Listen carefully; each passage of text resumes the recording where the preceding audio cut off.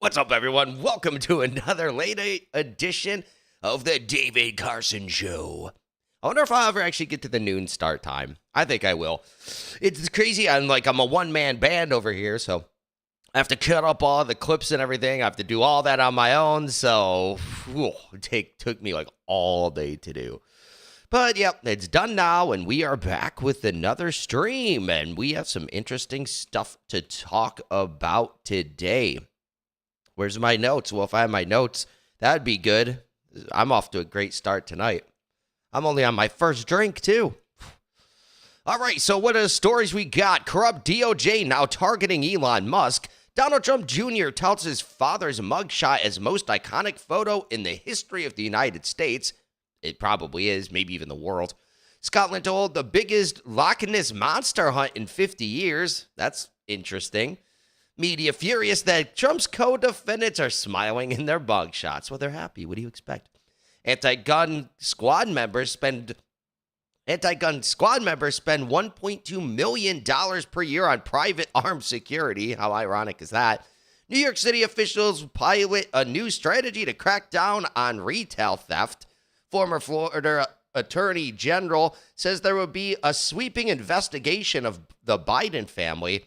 Fani Willis is under investigation for coordinating with Biden's DOJ. The release of Trump's mugshot has already backfired on the left. And finally, can Trump really take out the entire deep state if he gets reelected? Very interesting stuff. But let's dive into the first story. Corrupt DOJ is now targeting Elon Musk. Here's a clip. DOJ sues Musk's SpaceX for refugee discrimination. This is the Biden administration targeting their political opponents. Why? Because Elon Musk bought X. Elon Musk is allowing people to come back. He's allowing people to speak. They can't stop him. They'll try and destroy him. I got this tweet from Elon. Somebody tweeted, Tom Mueller said, so if I let a non-U.S. citizen see our rocket hardware, I go to ITAR jail. But if I don't hire a non-U.S. citizen, I get sued by the DOJ. Got it. Yeah, that's Elon what Musk I was thinking when I saw this. SpaceX was told repeatedly that hiring anyone who is not a permanent resident of the United States would violate international arms trafficking law, which would be a criminal offense.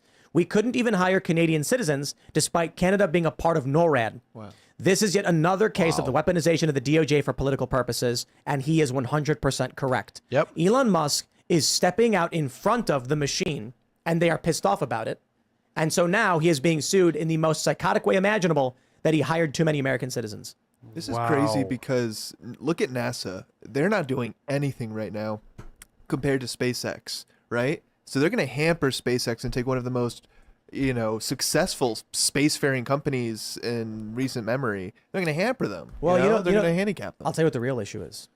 The real issue is that the DOJ knows that if Elon Musk... I don't think it has anything to do with NASA or anything. NASA needs SpaceX for its moon landings and stuff. And NASA's not competing with SpaceX. That guy is completely wrong about that. Actually build... It's just the DOJ. And it's all political. NASA's generally apolitical, which is really interesting because you'd think it'd be mostly leftist. It's like they're usually apolitical. I think that's because, you get a Democrat in there, then you get a Republican, then a Democrat, then a Republican. So it doesn't really matter.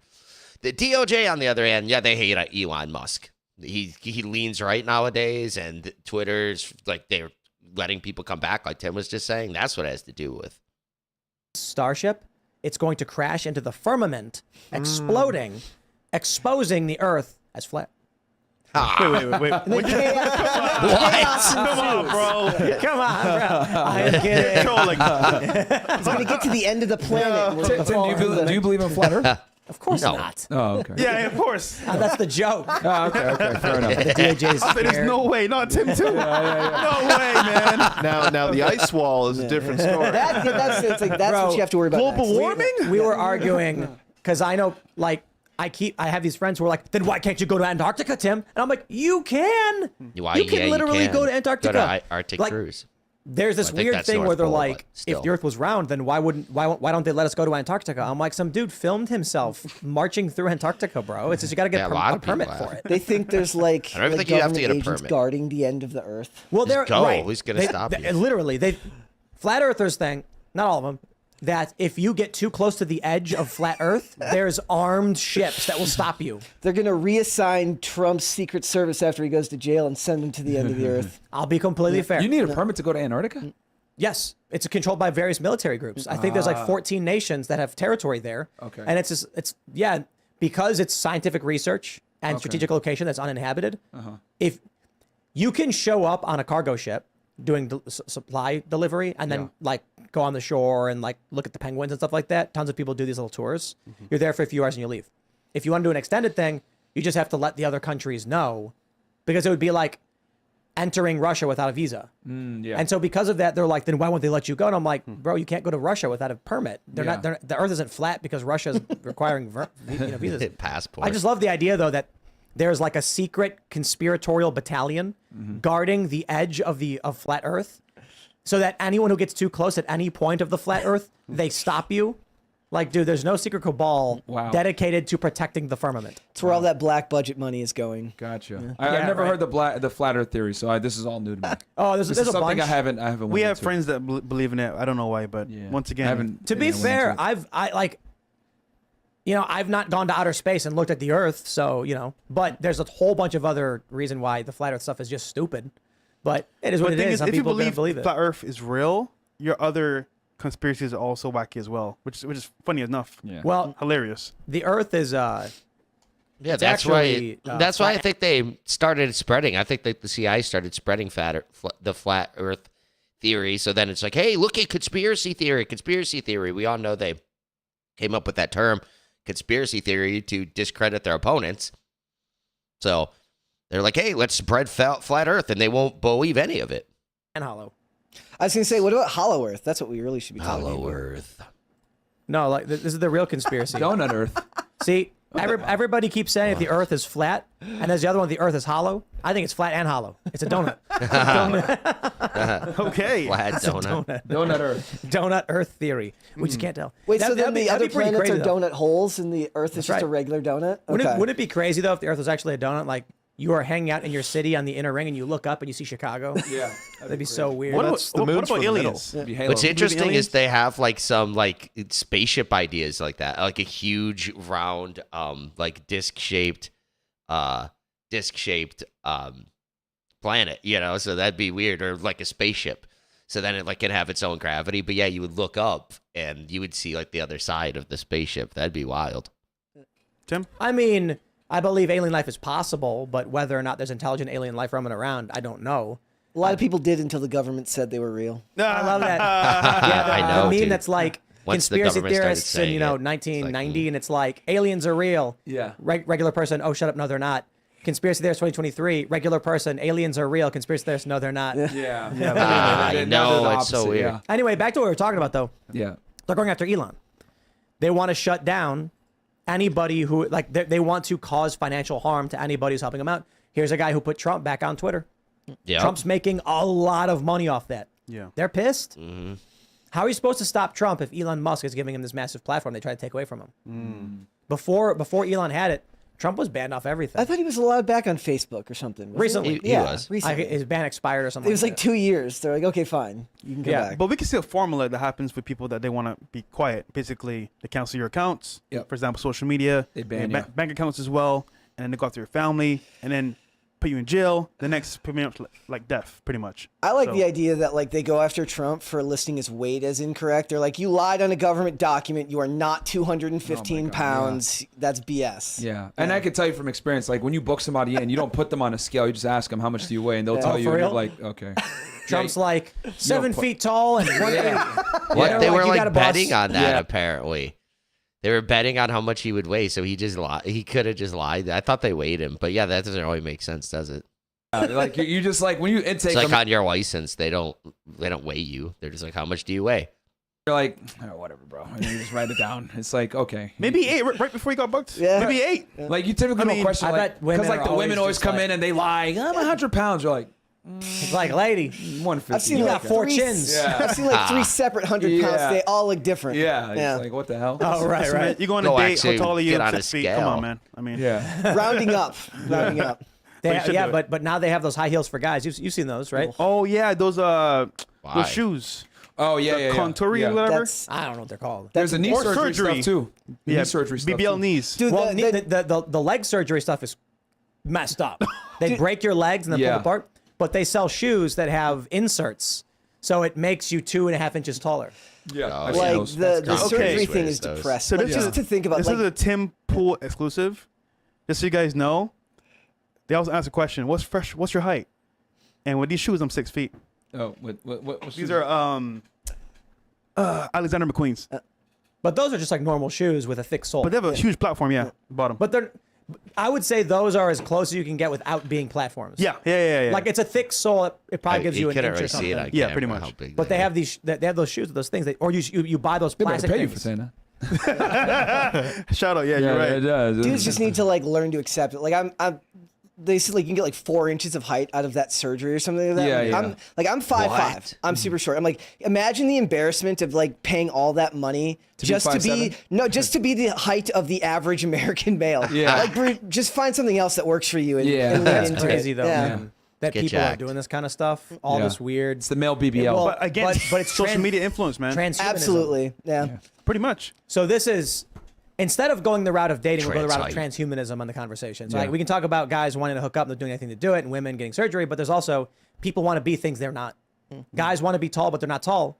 They want to be more desirable. Or some people want to be a carrot. Some people want to be a kangaroo. Some people, they're like, there was that tiger man. I'm not Fresh kidding. identifies as a lawnmower. Yeah. That's on right. our No, show the- sometimes. Honestly, bro, like I like it. I love grass. Multiple people who get the That's allowed. who get the super realistic dog costumes and then go walk around the park. Yeah. Like Oh, there's that one guy doing that. there's two of them. There's a guy who did it as a wolf and a guy who did it as a border collie. Clown Future's world. gonna be weird, dude. No, it's We clown got world, bro. we got one of those VR things where it's a treadmill. We haven't set it up yet. We just got it. You strap yourself in, and there's this bowl you stand on. You put on your VR headset, and when you try to run, the harness holds you in place, and your feet cause you in VR to move. So you can actually move around 360 degrees and run while in VR on this treadmill thing. People are going to strap themselves into this the moment it becomes cheap enough for the average household, and they're not going to go in the real world anymore. Actually, we had a guy on the show that That'd be spoke about weird. VR OnlyFans, where basically you go yeah. into this world and any girl you want to think of could AI be- generated. Yes, but the only thing is though, you can create your avatar, create the girl, perfect girl for you, and there's actually items you can use to actually have that same feeling in the real world. So you can Damn. do your thing with the OnlyFans girl in a room. It's going to be so creepy. Girls dude. about to be lonely. Metaverse, basically, you Even can pay more so. for it. Crazy. Oh, I'm a saying robot. OnlyFans is going to go out of business Yeah. because guys, like, it's going to be a bunch of dudes AI generating porn for other dudes Yeah. or for themselves. Yep. Wow. And they're going to be able to get That's the also attention and everything that they transhumanism. want. The future is going to be gross. It's going to be strange. Yo, having Hey, kids, but you bro. know what? If they let the Transformers into the WNBA, then we might actually watch the WNBA. They'll be able to dunk and stuff. Like, Okay. oh, okay, I'll watch the WNBA Name game now. 2 WNBA women. players. Brittany Griner. Okay, one more. I wouldn't even got that one. That's a freebie. it. That's a freebie. One more. The worst trade is Nobody knows, bro. US It's like- history. The Casey Plummer, what's her name? Yes. Las Vegas. Yeah. Hold on, and one more because Brittany Griner is the free space. You can't, it's like name 2 WNBA stars outside of Brittany Griner. Oh, Cool. Yeah. One Yeah. more. I One can't more. name one. Yeah, because everyone knows her for the That's a worst freebie. trade The of only all reason time. she went to jail. People know Yeah. that one is because she's the lady who threw the shirts to like the top level of the stadium, so they made a big deal about it because she threw like basically the equivalent even of know like about that. an average NFL And, player. I just and thought we she got traded arrested in her Russia. for the Yeah. Merchant of Death, Victor Yeah, Salad, that's how I who know spent a who she is. ridiculous amount of money to prosecute Yeah. Made for the selling money. weapons. I know one. Sarah Hayerson. See, there you go. I got 2. Who You is you that? searched that just I now. looked it up. I Tim is made- cheating. No. Tim is cheating. I did not. Cheating. I did not look that up. I made the name up, knowing you guys wouldn't know. What? Have you seen the Clever, Tim. Have you Clever. seen the You video don't where know like anything about any players either. the guys go around and he goes, I will give you $1 or 2 tickets to a WNBA game, and everybody takes the dollar. Yo, man. I mean, bro, I know I sound like a jerk, but I mean, female sports, like, who cares? They don't. Women, bro. I'm like, okay, how do you do? I'm like, who? And then he made it up. That's hilarious. And like, no one was gonna know. It's hilarious. And they're being MMA funded is by the fun. men's sport. UFC, MMA, women's MMA. I watch it. It's Okay. good. It's Well, good. women's MMA I is can good. give you that, but Women's it's like MMA all is other good. female sports is like, who's there? Like, happy dads and parents. Dude. Like, yeah, go ahead. And here's the thing. I'm all for female sports because I think it's good that it keeps women away from doing bad things in their adolescent years, right? And if I have a daughter, God forbid, I'm going to put her in sports, right? But like professional female sports, bro, nobody cares. Like this crazy purple-haired chick, what's her name? That wants equal Rapinoe. pay, whatever her name is. Yeah. She doesn't want equal pay. She wants a renegotiated contract because they negotiated their contract in the first place. So apparently there are like two pay structures: more money up front, less bonus, or less money up front, more bonus.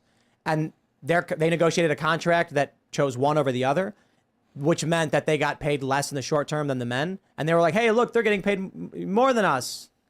It's a smart move. It's good business. I'm more power to them. Here you go. Brittany Griner's a given. She's 6'9", dude. That's she's tall. she's Sue giant. Bird. Oh yeah. There you go.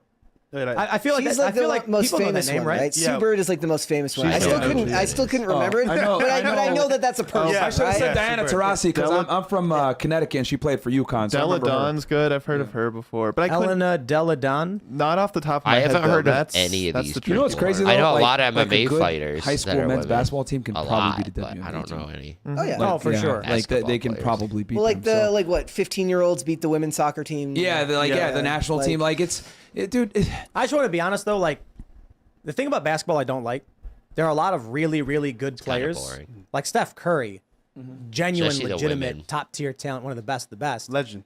Legendary. I watched a video and it said when you're so good, you can tell when the floor is broken, and he's dribbling and then he stops and he looks and he points at the floor and he just knows because he understands so well. I'm like, it's amazing.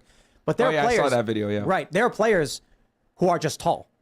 It's like you're on the team because you're 7'3". Thanks for watching this clip from the Interesting. Timcast That's IRL. a weird spot to stop it and stop the clip. They didn't talk very much about Elon Musk, but yeah, this is just what the DOJ is doing now. You know, they go after their political opponents. They don't like Elon Musk, like they were saying. He's bringing Trump back. He's trying to do like a free speech platform. He's always talking trash about the government and like what they're doing. He's talks trash about the Biden administration. So yeah, they don't like him. They don't like him at all. I don't think what that producer was saying. He doesn't know. He's NASA's go. They have to hamper SpaceX because they're losing to NASA. NASA has like no plan. They want SpaceX. They want them. They've given them billions of dollars. SpaceX probably wouldn't even be alive today if it wasn't from NASA, because that was who funded them the most in the early days, and now they still fund them for the moon mission. They've given them like $1 billion or something for Starship. So it's like, no. But yeah, the DOJ is a whole different story. Like I said earlier, NASA's pretty apolitical, so that's not true. But the DOJ, they're super political. They're not supposed to be, right? But yeah, they definitely are. Speaking of political, Donald Trump Jr., he touts his father's mugshot as most iconic photo in history of the United States. Here is a clip. Is the mugshot won't be different this time? The mugshot, you know what it's going to be? It's going to be the most iconic photo in the Yeah. history of U.S. politics, if not perhaps the history of the United States. He knew this before they took So, it. I'm not worried about I think that this one is at the all. day of the debate. I think Yeah. that will only help him, as the other indictment have, because they've gone so far. They've taken decency to a whole new level. Just, if Don Jr. were Hunter Biden, just reverse the roles on the parties right now. You think I'd be here free and talking? No, I'd be in Gitmo, and rightfully so. Yep. If I took $1 billion from China for what? The Chinese are many things. They're not good people, but they're also not morons. Yep. They don't invest $1 billion with a crackhead because they have an ESG or a DEI policy. They don't say, well, we need to diversify our portfolio of managers by investing with a crackhead. They don't do that. They didn't give Hunter Biden anything because he was a skilled businessman or investor. They made a great investment, probably one of the greatest returns in the history of investing, by buying an America Last policy, because who knows what they have. We're on the brink of World War III. Barely anyone even talked about this other than Nikki, who wants to keep going to war. We're on the brink of World War III with bribes, millions of dollars in bribes, now known to go to the Biden family, and no one in the press is even asking the question if our policy towards Ukraine that could lead us into World War III and nuclear war is being influenced because maybe they know more than we already know. I don't know, folks. That's your job, not mine. But the fact that no one's asking the question is telling. And I mean, it should be to you guys. You guys got to, in my opinion, do more. But Too many have decided to be the marketing arm of the opposition party, and that's fine. That's what it is. But it's also why people are breaking away from mainstream media and even conservative mainstream media, because they failed them and they're not telling the truth. If your dad watches Yeah, exactly. He's completely right about that. And the mugshot is super iconic. That was right before it came out a few days before it even came out. But now we have, the 2 days that it's been out, and it's super iconic. It's merch on everything. There's countless memes. I love it. This one's kind of fun. Scotland to hold the biggest Loch Ness monster hunt in 50 years. Here's a clip. Enthusiasts from across the globe are gearing up for the largest Loch Ness monster hunt in 50 years. The Loch Ness Centre in Scotland says the 2-day event will use new technology to scan the water for the legendary creature. This is funny. Amateur monster hunters can participate both in person and stream at home. The local tourism center notes that any reported official Nessie sightings must show clear facial features. Justine McDaniel joins us now. She's a reporter for The Washington Post. So I got to understand these clear facial features. So what are they talking about there? Yeah, so they want people to report something that's more than just a blur or a break in the water, which is what people often see. The local tourism authority gives the advice that if you want it to be counted as a real sighting, try to get the monster's face. Okay, so the first sighting was apparently in 565 AD. So why do people have this lingering fascination with such a mythical creature? That's right. It's fascinating. It's a mystery. It is really interesting. People are just like that. It's like the Bigfoot, like abominable snowman, right? It's like, what is this thing? Maybe it's out there. It captures people's imagination. And the Loch Ness Centre asks people whether they believe in Nessie, think it's nonsense, or believe in possibilities. And I think that last part about possibilities is what really draws people in. The idea that there's a glimmer of a chance that there's something out there, and who wouldn't want to be the one to spot it? So that explains why this weekend's event, I guess, is completely booked. What can participants Interesting. expect? So participants can show up to one of 6 watch points around the lake. The lake is 23 miles long, so there is a lot of surface area to watch. And they can post up and see if they spot anything, while researchers will be combing the lake using thermal drones to try to pick up heat and signs of life in the lake, which they say has never been done before. And they've also got hydrophones, which can hear underwater and pick up noises, so they'll be listening for Nessie's call. And if you're not in Scotland, are there other ways to watch? Yeah, the local tourism authority, Visit Inverness Loch Ness, has webcams That reporter's live so streaming happy. from different points around the lake all the time. So anybody can log on their website and start streaming and keep an Like the eye on a anchor spot woman. in the lake. But you have to be quick with the screenshot button because you can't rewind if you see something. Why? Okay. I want to go back to this point you made about webcams suck. possibilities, because that's intriguing to me. Because when you think about the Loch Ness monster, it's not really a monster, is it? It seems kind of like a friendly creature, right? I think that's why people are fascinated with it. It's a monster and it's mythical and magical, but it's not scary the way that maybe some other myths might scare people. I think it seems, fun and whimsical and something you can just, try to look out for if you're at that lake. Well, Justine McDaniel, thank you for all your... Very interesting. It's crazy how many people are into this. The whole weekend is booked up. And what's funny is what if it's like a fish? It won't have heat, will it? It'll just be down there and won't have heat. What if it doesn't have a call? Yeah, kind of interesting. I just thought that was kind of a fun story. It's a slow day. It's a Saturday, so I figured I'd bring that in. I thought it was kind of interesting. But on to the next story. Media furious that Trump's co-defendants are smiling in their mugshots. Hilarious. Here's a clip. Oh, man, I love this. Why are Trump's accused co-conspirators smiling in their mugshots? A booking photo normally reflects gravity, bewilderment, and even surprise. That is not the case with some of the former president's co-defendants. Look at Jenna Ellis and David Schaefer in their mugshots in Georgia. I saw this, and I started thinking about it. All of the defendants, they seem to be having a pretty good time. I don't know about this. These are other people, But I think the answer is, it also goes into why they all just surrendered without question. there's a strategy that we don't know. They see something coming. They are extremely confident that this is not going to go the way the Democrats plan it to go, and that's why they're laughing about it. I don't know exactly what that is. Hilarious. I know that we got we have Trump's mugshot. Donald Trump posted his first tweet in 2.5 years or his first X, formerly Twitter post, and it's his mugshot, and he's selling merch. If you go to his website and scroll down, I think they have it. Legendary. Dude, Yo. absolutely. Look at this. Yeah. Never surrender. Mugshot. Mugshot.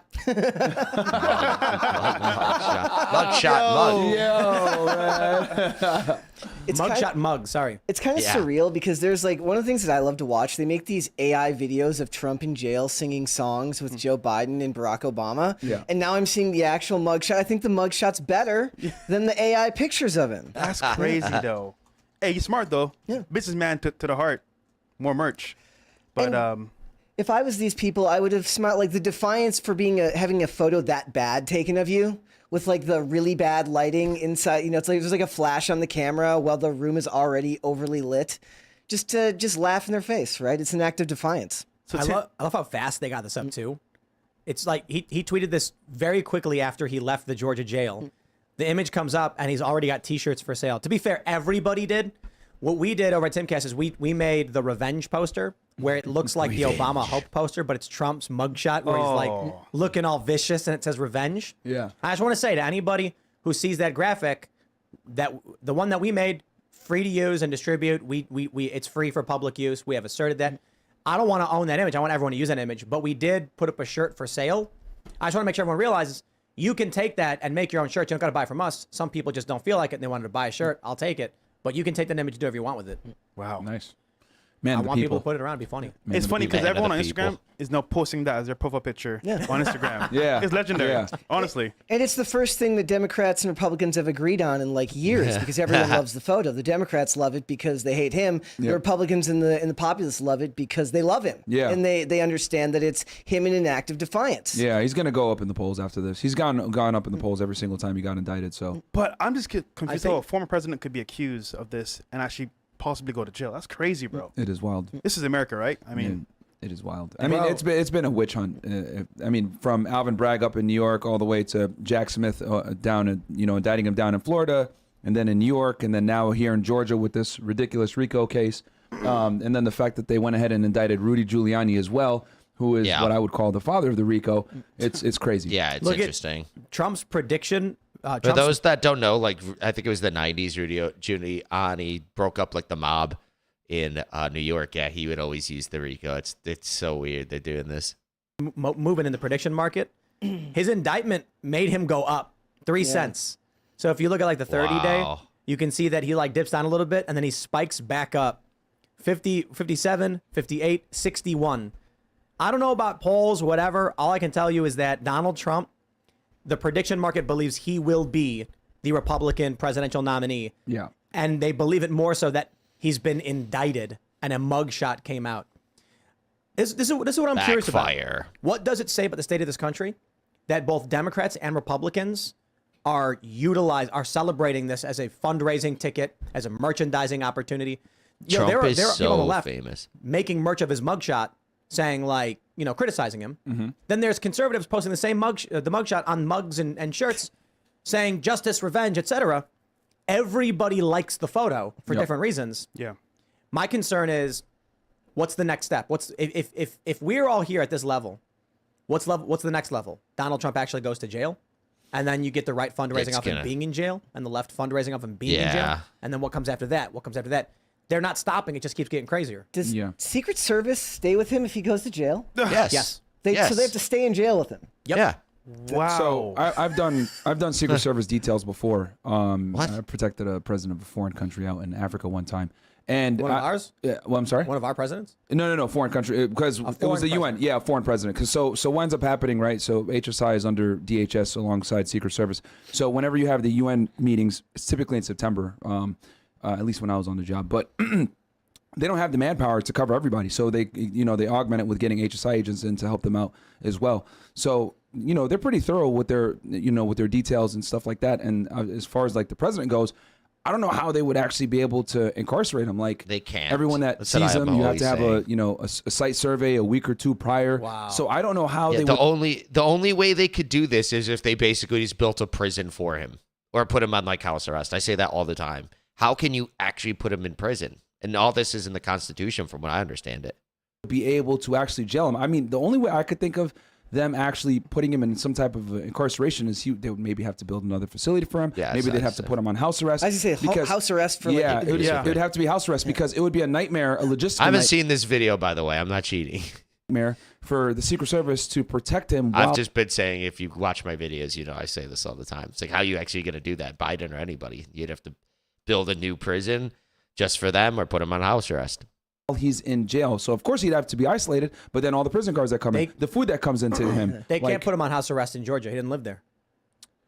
Maybe he could get a residence there. I don't know. But I mean, don't even know. If Trump is convicted in Georgia, And what about all that wasted taxpayers' money? All that money going to Secret Service and building a facility and getting a resident in Georgia, and then he's still going to be protected by the Secret Service. So they have to put him in jail.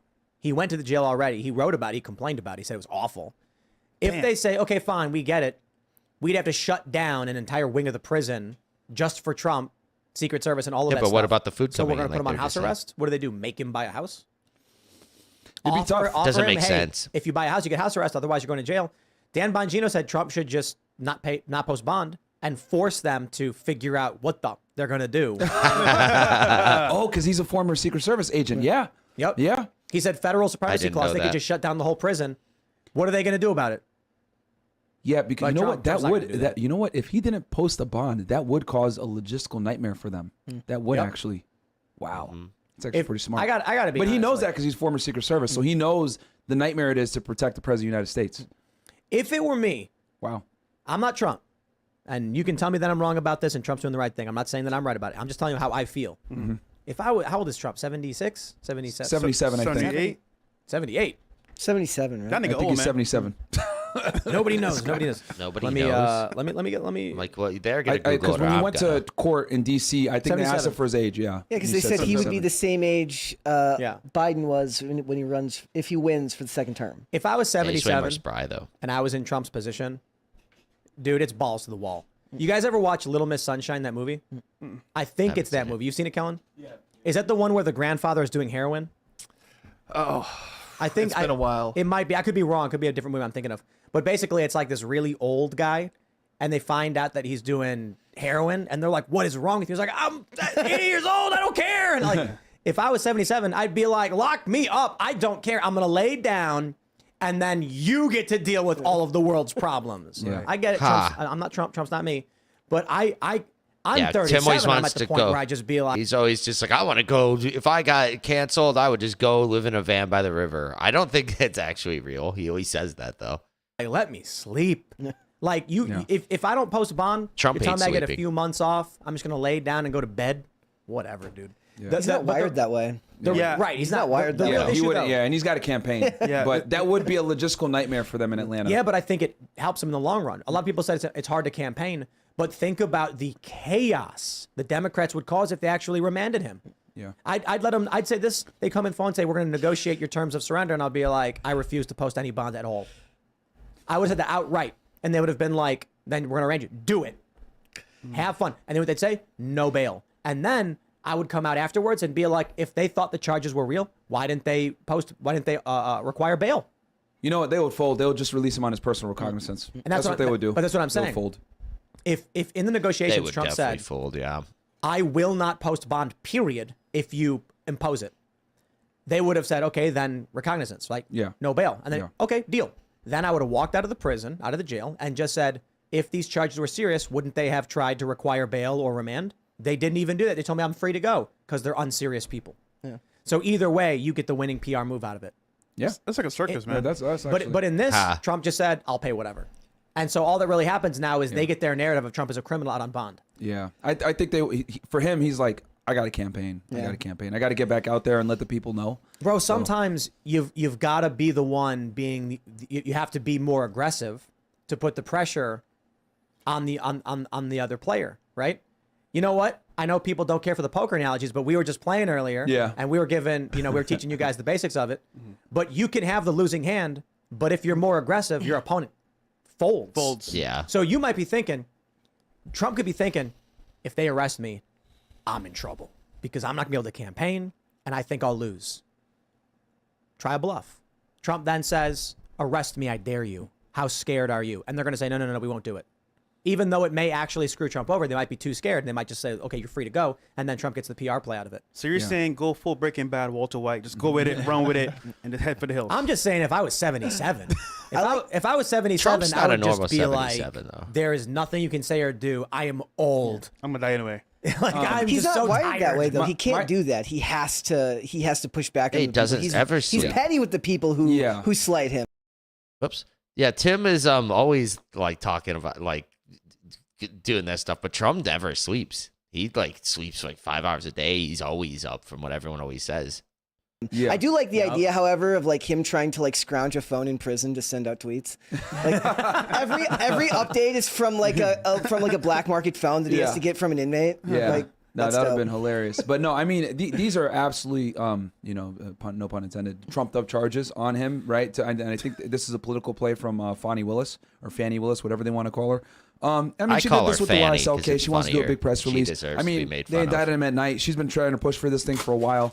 And, are all the charges going to stick? Probably not. But it sounds sexy to say, oh, we got a RICO case. Thanks for watching this clip. Yeah, from it really Tim does. But it's all nonsense. We all know it. That's why these defendants are smiling. They don't care. It's all just a joke. They think it's a joke. And I don't know these two people. I think the one guy's, are they both lawyers? I know there's a lot of lawyers that got charged in this. So it's like if they're lawyers, it's like, so what? I'm going to win. This is nonsense. And even if you could convict me, I'm just going to win on appeal anyways. And they're just going to throw it out instantly. So, yeah, why would they care at all? But this next one is really funny. Anti-gun squad members spend $1.2 million per year on private armed security. Here's a clip. It was revealed this week that while the squad was urging everybody to defund the police and trying to limit Second Amendment rights, guess who spent more than $1.2 million in campaign dollars on private security? Cori Bush spent more than $736,000. Wow. AOC, nearly $273,000. Your friend, Ilhan Omar, $125,000. And all of this on top of the taxpayer-funded security detail each of them enjoys from the Capitol Police. This is rich, watching these numbers come out. And by the way, this is all Federal Election Commission figures that the New York Post got their hands on. So, this is disgraceful. Well, but remember, regular people shouldn't be able to defend themselves, right? They shouldn't be able to, carry concealed or anything. They're fine because they have private security to the tune of several $100,000 in some cases. But the regular person, just to go into urban America or some mall, and they should just be defenseless. Yeah, So that's And by the way, Cori Bush's private detail, they're supporters of the Second Amendment and advocates They of all it. must And be. that's who she's hiring But they're to protect her. I mean, advocates. the double play, the hypocrisy here is outrageous, No. and nobody even covers this story. Well, I'm glad we No. had time to. No, Raymond, these people are definitely that work for them in the private security. They're not like soy boys or, pajama boys. These are real people who get it done, okay? So they're real security people, and they're all for the Second Amendment. All right, Raymond, If they're thank you. spending that kind of money, of course they are. Yeah, this is hilarious, though. They're like, no, you can't have protection. You can't afford private security, so you have to go to the police if something happens. But no, we're defunding that. And then, you can't have guns either. And they're always talking trash about guns, and they gotta get rid of guns, gotta get rid of guns. But then look at what they do. Like Obama and all these people do this. Joe Biden does it. All these people do it. All these politicians, they're lying about it. They don't think that they just want to take guns from people. That's all they want to do. They don't think it's going to make anyone safer or stop shootings or anything. They don't think that at all. Why do they have security? Nancy Pelosi has all armed security and everything, but then she's like, oh, we need to take away the guns from everybody else, though. Like, what? Yeah, you could tell it's nonsense. I think the Chicago mayor, during the BLM, they were like, defund the police. But yeah, look what happens when the protests come to her neighborhood. Oh, all the police have to drop everything and go to her neighborhood. Yep, that's how it goes. It's really messed up, but that's how they do things. Because again, they know the gun thing's a lie. They know it. They just want to take guns for you, and they just want them for themselves, and that proves it. If they thought that all guns were bad and everything, why are they using guns? Exactly. And then they always you could be like, well, if there was no guns, then we wouldn't need guns. Yeah, right. You're gonna go in there. What if someone gets a makeshift gun or attacks you with a knife? What are you gonna start having a sword fight? You and your private security, and then the assassin you're just gonna, like the hitman, you're just gonna start sword fight. Come on. It's nonsense. They'd have exceptions and stuff so they could carry guns. But then you can't have one. You can't have one, though. Yep. That's how it goes. But in other news, kind of related to the same thing, New York City officials pilot new strategy to crack down on retail theft. Here's a clip. Wow. From smash and grabs to mobs of thieves, retail theft is rampant. Yeah, New York is a hellhole. I was not going to stand for it anymore. Bob Battipaglia went after a thief at his New York City liquor store, followed her outside, like, give me my liquor when he back. says her partner pulled a knife. I got into, I guess, a fit of rage when I was confronted with this woman who just didn't really care. The problem nationwide? Repeat offenders. Here in New York City, officials say of the tens of thousands of retail thefts a year, 30% are committed by just 327 criminals. How wild is that?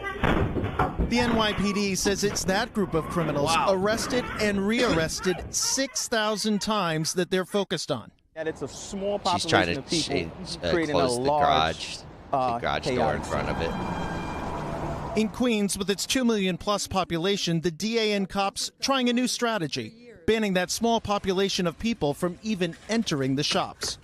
So what is the goal here? I think that's so funny. Why doesn't the stupid DA just charge the people? Why are they doing this new policy? Like, are the DAs on board trying to do this? It's like, wait, what? Why don't you just go and arrest them and prosecute them? Out there just so that they know, we're not going to tolerate this behavior anymore. No, you're not. If a store owner has a customer who's stolen from them or harassed customers, they can ask police to ban that person from ever setting foot in their store again. And if they do, they can be hit with more serious charges and jail time. More serious? This is a joke. Look at how big of a joke all this stuff is. They go and just steal all your stuff, and now they make a law that you can ban them from the store, and if they enter, now they can get arrested and get hit with more serious charges. More serious. You're like shoplifting and damaging everyone's price. What are you talking about? Dude pulls a knife, or lady, I don't know, partner, they said. They're pulling a knife on the guy, but because you go and enter a store you're banned from, that's what this is. Talk about a clown world, man. Hi, how you doing? Good. Police say many locally owned stores have signed up for the program, along with the big chains like CVS and Rite Aid, equally hit hard. Such a joke. 83 people now banned from stores, 7 arrested for trying to return.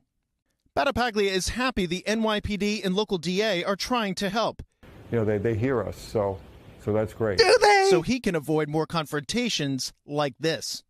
Tom Winter, NBC News, New York. What a joke. Am I right?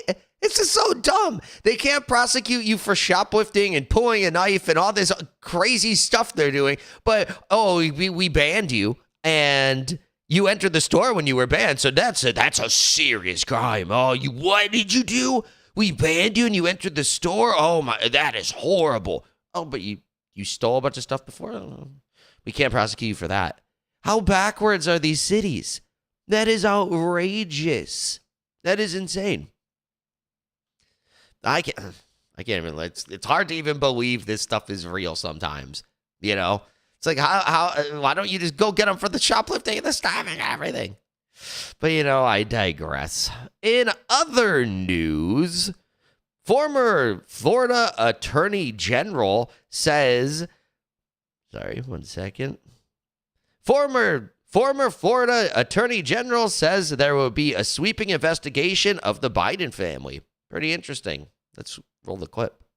Well, we invite in to answer that question Florida Attorney General, former Florida Attorney General Pam Bondi, Wall Street Journal columnist Kim Strassel, and Fox News contributor Tammy Bruce. All right, Pam, let's look at this, and let's put your legal hat on, your AG hat on.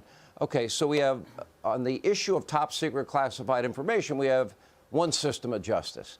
Then we have this whole other problem that we were discussing earlier, and that has to do with the Biden family, the $1 billion withheld until the prosecutor's fired, and the son continues to get enriched for something he has no experience in. I do believe at some point this is now that story will make it into the political bloodstream, and it may be the dominoes that now begin to fall where Democrats push Joe Biden out. Your thoughts? I wholeheartedly agree, Sean.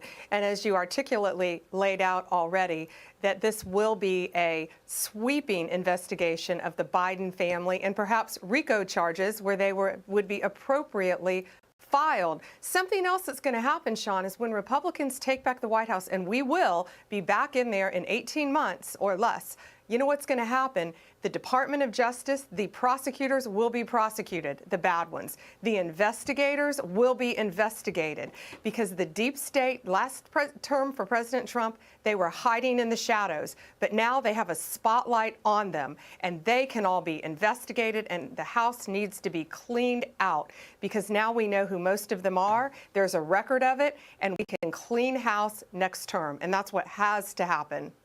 She kind of makes a good point. The deep state really trying to get Trump this second time around. A lot of them really have exposed themselves. Who would have known, like Fani, Willis, and Bragg and stuff? I mean, you probably would though, right? 'Cause they're George Soros funded. But that might not be enough for a lot of people. They may be, oh, that's a conspiracy, George Soros, whatever, you know. But now it's just like they're right out in the open now. Tammy, let's get your take. Well, you know, I appreciate Marco Rubio's attitude about worrying about this is going to be, in a way, a tit for tat. But let's look at how this started. You know, this particular environment and the attacks on Donald Trump did not suddenly just arise. It will be a tit for tat, but the left started it. And the left are the ones doing all this weird stuff that's like just going after people for no reason. I don't. The right is going to do something similar, though. They're going to go after election interference, but that's something they're actually doing. These RICO charges and stuff, because you went and wanted to go look into something. No, you can't even investigate stuff anymore. Like that's what that's the crimes these guys in Georgia have supposedly committed. And like the case in New York, oh, you did the bookkeeping wrong. It's like that's what you're going after people for. Like such a waste of time. You know, out of a unicorn and rainbow world where everything was just fine. We've seen this kind of behavior for generations coming out of Washington. So, you know, think about the IRS, the Tea Party, Lois Lerner, the fact that nothing happened effectively to people like Comey and others who did the Russia dossier hoax. You know, they go on, they make millions of dollars, they write books. She's making a really good point. And they tiptoe through the freaking tulips here. So, of course, it ends up with weaponizing justice in the open, going after a political opponent because nothing will happen to them. This kind of behavior is learned behavior. It is rewarded behavior, and it has been going on for decades. Marco Rubio knows this, so the worry is not what's going to happen after this, and isn't that going to be awful? In fact, as it's been Pam has awful. Noted, this is our opportunity to actually make a difference, to change what it is that's gone on in Washington. And not just anybody is going to do it.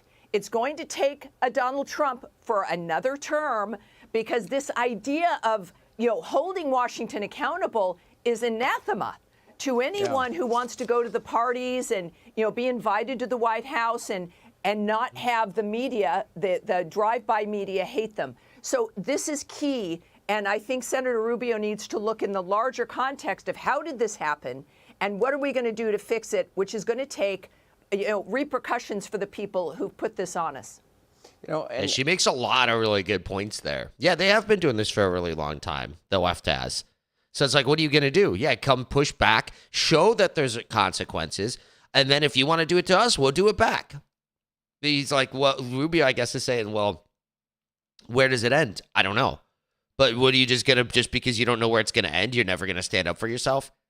Right? It's like the story I just did. Like, oh, okay, but if the criminals, if we go and put them in jail or something, right? It's gonna be crazy, and yeah, they might get mad. But what are you just gonna do? Nothing? Then they just shoplift forever, and nothing happens to them. You know, you got to push back. Otherwise, it's just gonna keep. Where does that end? Where does it end on the other side of the spectrum, right? He's like, okay, well, it could get really bad, yeah, but if you just don't do anything, how bad is it going to get in the other direction, right?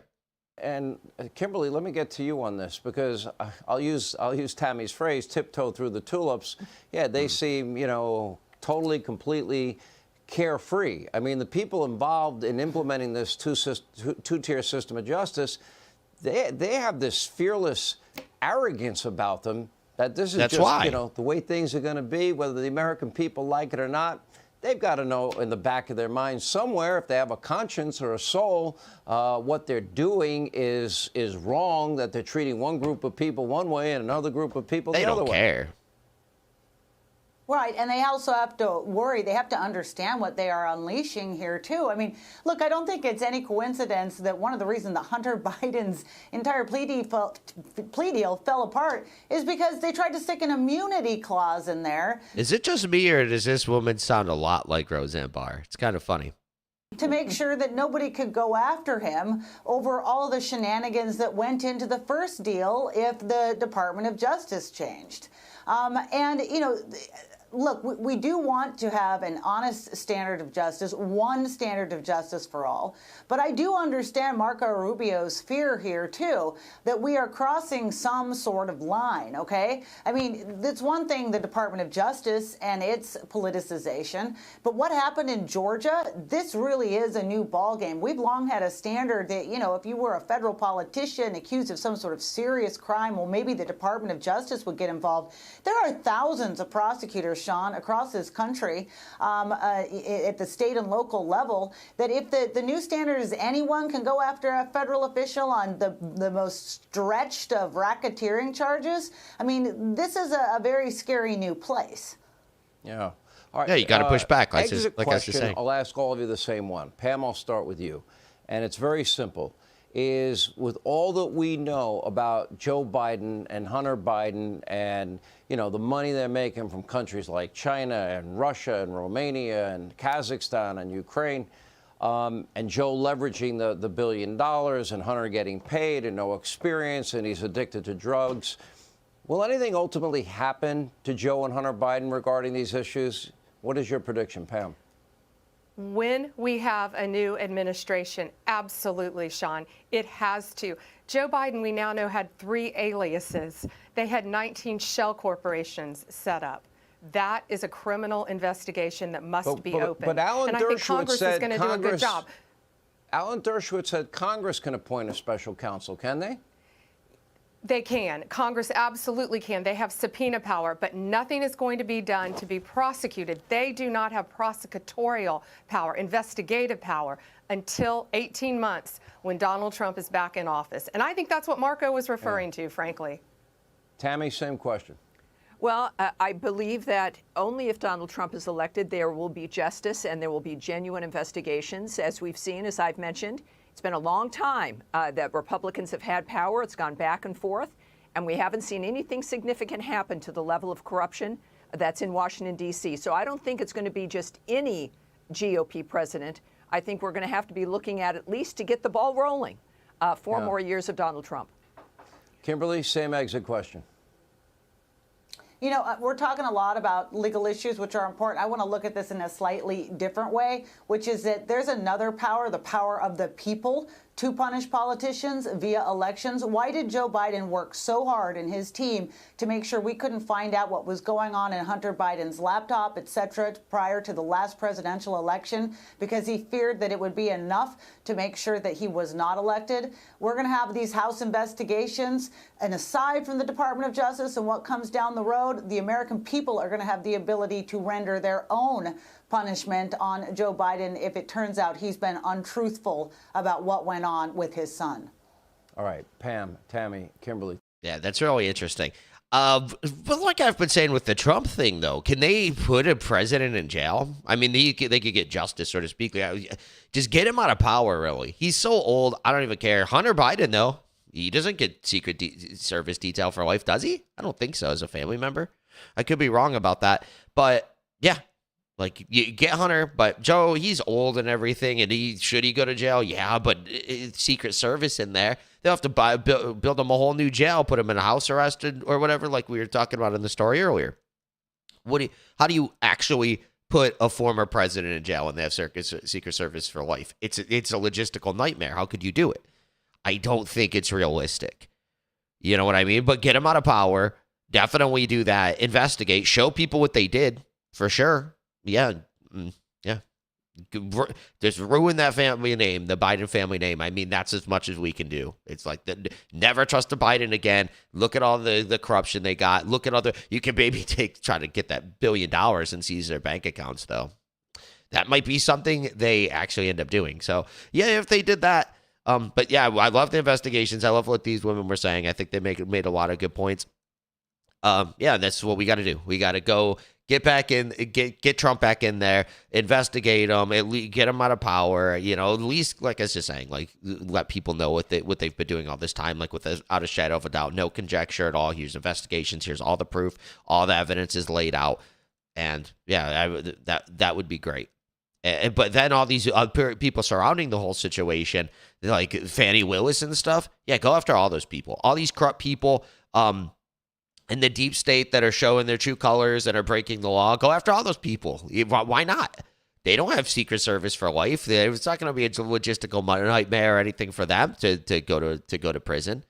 And they definitely deserve it. They're doing all this stuff like this racketeering. This is blatant election interference. They're going after, like, at least wait until after the election, right? No, right there. And they waited 2 years to do any of this.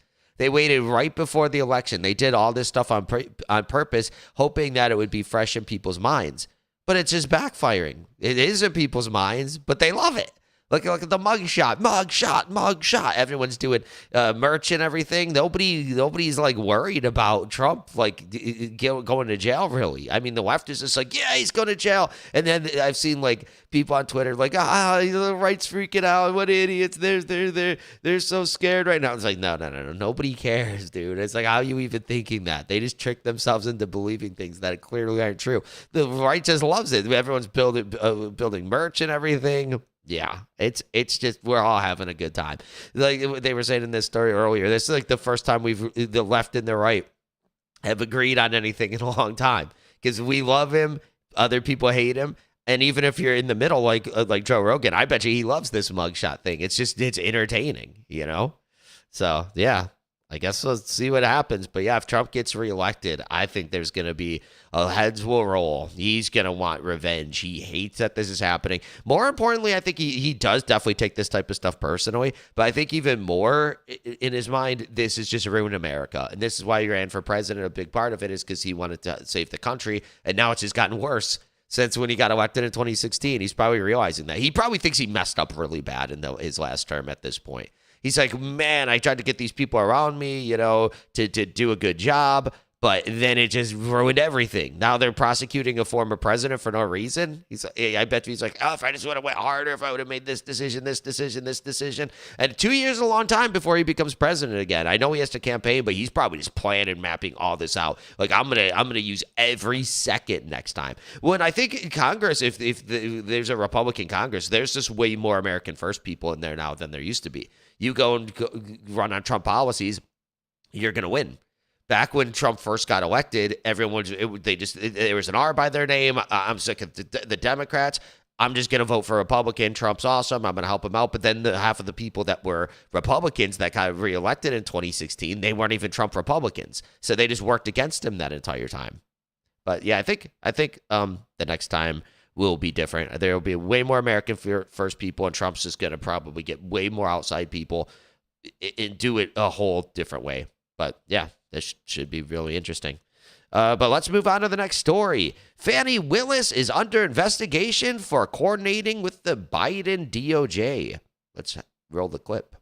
From Forbes. GOP-led House Judiciary Committee opens investigation into Fani Willis. So I don't know what else you can ask for. I think they should subpoena her and immediately call her, like you said.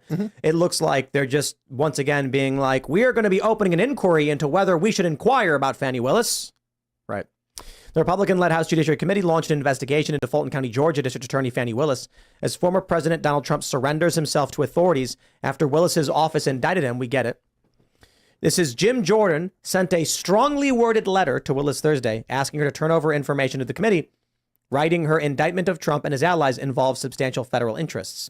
The letter claims Willis's indictment appears to be an attempt to use state criminal law to regulate the conduct of federal officials acting in their official capacities, and raises whether Willis was coordinating with federal prosecutors in the Justice Department regarding her investigation. They got Trump on federal charges. They're going to go after his lawyers. The question is, will the Supreme Court intervene under this argument that Trump was acting in his official duties as a member of the executive branch, and thus they are interfering with the federal government? Supreme Court, I imagine, is going to say, get out of here with this, right? They have to quash it, or what? I don't know. It's a strongly worded letter, though, so I'm sure everybody's quivering. Oh, I'm yeah. sorry. It cracks me. I mean, panic ensues as soon as you send a strongly worded letter. I mean, I'm sure that she's laughing and probably passing around the office. Look at this. Look at this, guys. Check out the letter. He sent me a letter. It's not even a subpoena. They're putting Bannon in jail for a subpoena. This is Republicans for you, man. They don't want to do anything to push the envelope at all. I don't even think that even Jim Jordan, I like Jim, but I mean, why it's strongly worded? Why don't do more than that? Maybe it's just the first step potentially, but like, what is that really going to do? And that's generally what Republicans do in general. They just inquire. They inquire. That's all they do. They don't really do anything. Yeah. And this is all they can muster up. Exactly. So he's being arrested. She gets a letter. They don't quite equate, do they? I mean, no. It's frustrating. You were talking, I believe, earlier today about leftist tactics. Oh, yeah. Especially within the riot. And that was making me think of something because my friend Mark, show partner, he grew up in that ilk and he kind of switched parties over time. And he's like, you need to follow leftist tactics because they are effective. Yep. And he's like, why the hell don't Republicans do it? And I understand the conservative mindset. Well, it's not dignified. And that's the problem, is the conservatives are like, that's unseemly. Yeah, that's definitely true. That's why in 2020, there was the ballot harvesting, even in the places where it's legal. It's just like, well, it shouldn't be legal, so we're just not going to take advantage of it. But it's like, well, you just have to, because the other side's gonna. And then the other side's going to prosecute the other side. And look at what they're doing with Trump and the indictment there in Georgia and everything. And it's just like, yeah, and they're putting all the Trump allies in jail. But hopefully they'll actually do it if Trump gets reelected, because it's just nonsense. Because the left would do it, the right won't. I don't think the right, don't get me wrong, I don't think the right should be like trumping up these charges like they're doing with Trump, like these RICO cases that are nonsense. Don't get me wrong. Because that's just a waste of everyone's time and money and everything. But the left, they actually do commit crimes. They actually do things that are illegal. And yeah, like this, election interference. It's going to take until Trump gets reelected. But if the DOJ goes after them or for election interference, that would be very interesting. Meanwhile, Democrats are taking dumps in the streets in San Francisco. Bingo. Yeah. And Republicans are like, oh, well, I never. And then they're like, as the crackpots take a dump right in the middle of the street, they're like, we should arrest that guy. And then all of a sudden the cops show up at your house and you're like, how could you arrest me? I've done nothing. And that's Republicans for you. They should, honestly, I would like it if every single Republican was arrested. Just every single one of them. Just there you go. And it's just like, maybe now you'll do something. Be harder for them to do something, I think. But I know what you mean. I think there is a lot of like, we shouldn't stoop to their level. We have the moral high ground. On the other hand, but then you lose. It's really hard to defend the moral high ground when you are actively losing from territory jail. on every other front. You are ceding power. So we have to have a reconciliation somewhere. No, well, you've got to have ground to hold any high ground. I mean, there is no ground. If they're like, okay, cool, and then they just push them over. And you brought that up very poignantly about the tactics, things of that sort. I mean, the leftist tactics are advanced. Conservative, right-wing, libertarian, etc., just non-existent. The left does stuff like optics. They understand optics. So they'll get one of their quote unquote journalists. A video will come out showing a cop beating some guy, and they'll be like, help, help, police brutality. And what the video won't show you is the guy punching the cop first, because the person filming it will edit that out specifically to create propaganda. And they refer to themselves in the activist community not as journalists, but as propagandists. Then publicly, they'll say they're a journalist to cover themselves, because what was it Vosh who said? He'll do anything to win or something like that? Yeah, he's essentially, I mean, his philosophy is a consequentialist. So essentially the philosophy boils down to, and this is just a wave tops kind of idea, but it boils down to the results are what really matter. So how you get there doesn't. That's part of why, like, and socialists tend to have that philosophy a lot, because it's how they deal with the horrors of socialism. They're like, well, once we get to the socialist utopia, the millions and piles of dead don't matter, because then no one else will die because of whatever the failings of capitalism that they're, because our cult has established its goal. Except what happens is once they use these evil tactics to gain power, they fear someone else using these tactics to gain power, so they maintain an authoritarian regime, which they were once fighting against. They just become the new authoritarian regime, and they get mad when you point it out. Well, because they know that what they just did yesterday, somebody's going to do to them. Exactly. Because they know the same tactics. Yep. So, yeah, it's a good survival. but the right mechanism. never actually the system does it, overall doesn't work. It's low trust. People don't get thrown into prison for nothing. People use the government to remove their rivals that are just in business. So if someone's got a nicer office than you, and you can call the government and be like, yo, he had, he was saying things that are against the party, and the party comes and picks him up, and next thing you know, you get the job now. I mean, that kind of stuff happened all the time, all over the Eastern Bloc countries, and when the Soviet Union was, or when it was communist countries, when they were all satellites of the Soviet Union. I don't know, man. The reason there's a fighting chance is only because, and I'm not trying to rag on conservatives, but it's only because dissidents from the left have switched sides. Art, culture, and organizational prowess are coming greatly from people who used to be liberals and left, who are now fed up and working with conservatives. With all due respect, Ben Shapiro is still a rather stodgy dude, right? Oh, yeah. He's a guy in a suit who's very, I don't know, preppy, I guess. The way we would describe it in schools. And I mean that with all due respect. Like, he's a proper, clean-cut, well-mannered man.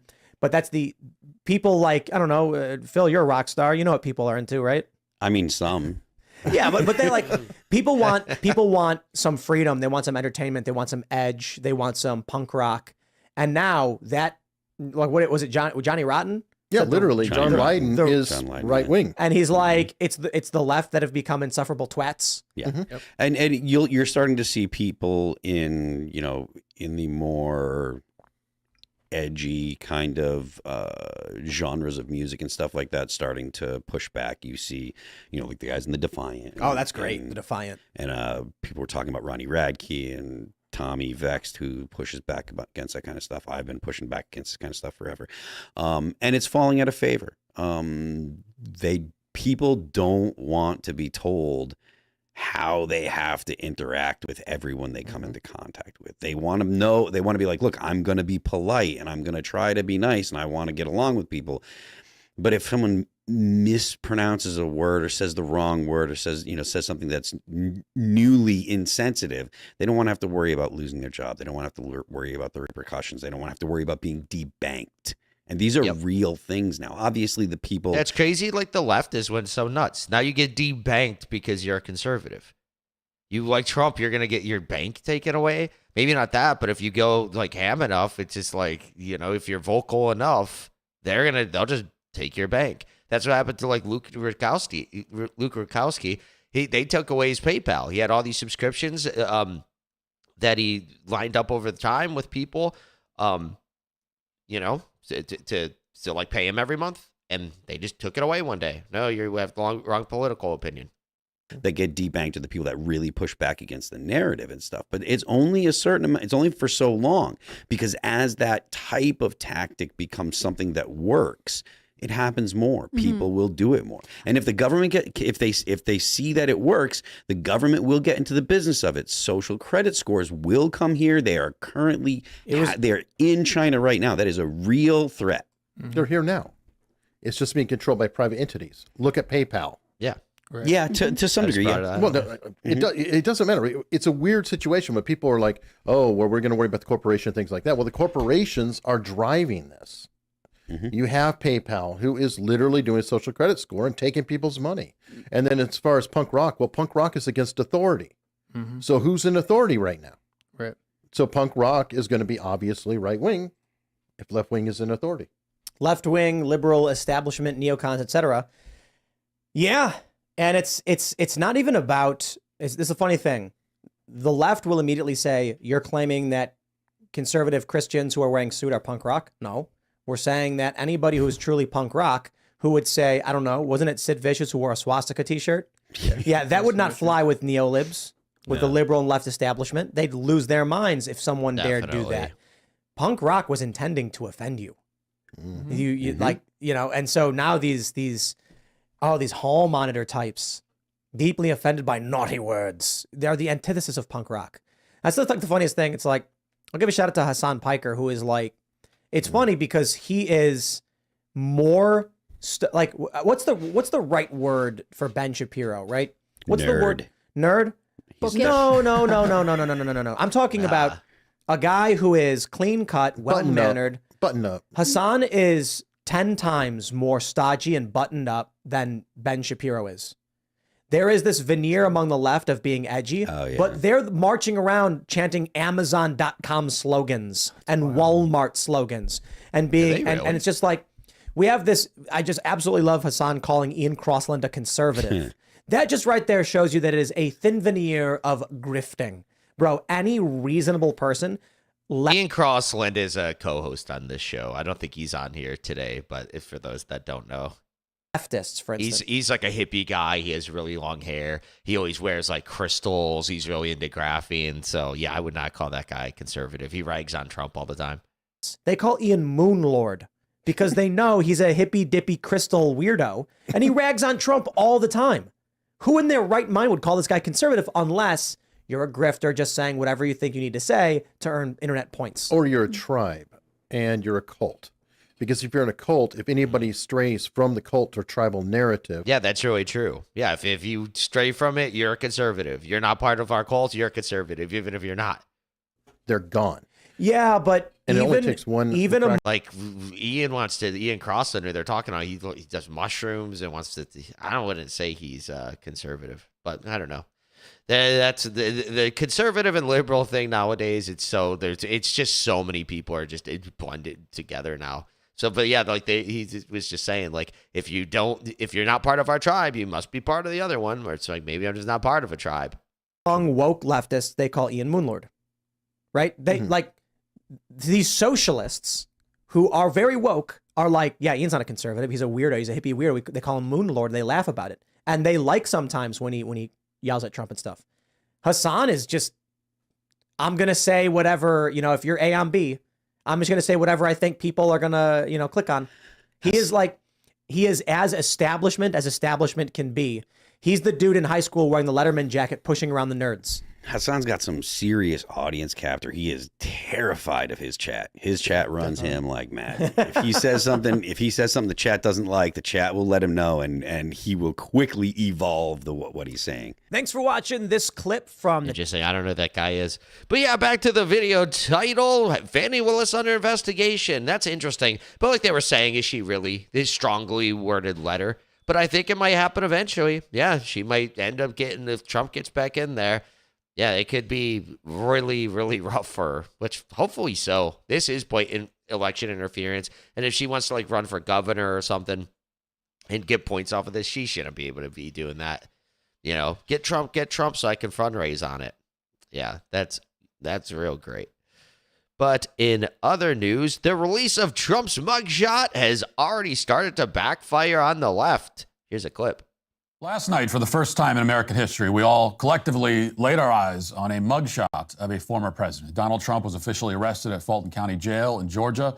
Unlike with the other 900 indictments, this time they decided to take and publish his mugshot. Now, there was, of course, no legitimate reason to take a mugshot of a former president. The whole purpose of a mugshot is to provide law enforcement with photographic documentation of the suspect so that they know what he looks like. And it makes sense that police, the jail needs to know that. But Donald Trump happens to be the most recognizable and famous person in the world, possibly in the history of the world, arguably. When he shows up for trial, they aren't going to, have to refer back to his mugshot to make sure it's really him. Definitely not. There isn't going to be anyone saying, wait, is that Donald Trump? It's hard to tell. Pull up his mugshot. So why did they take this step? What was the point? The point, of course, was pure humiliation and vengeance. It was also to give the DA, Fani Willis, a political trophy to put on her wall.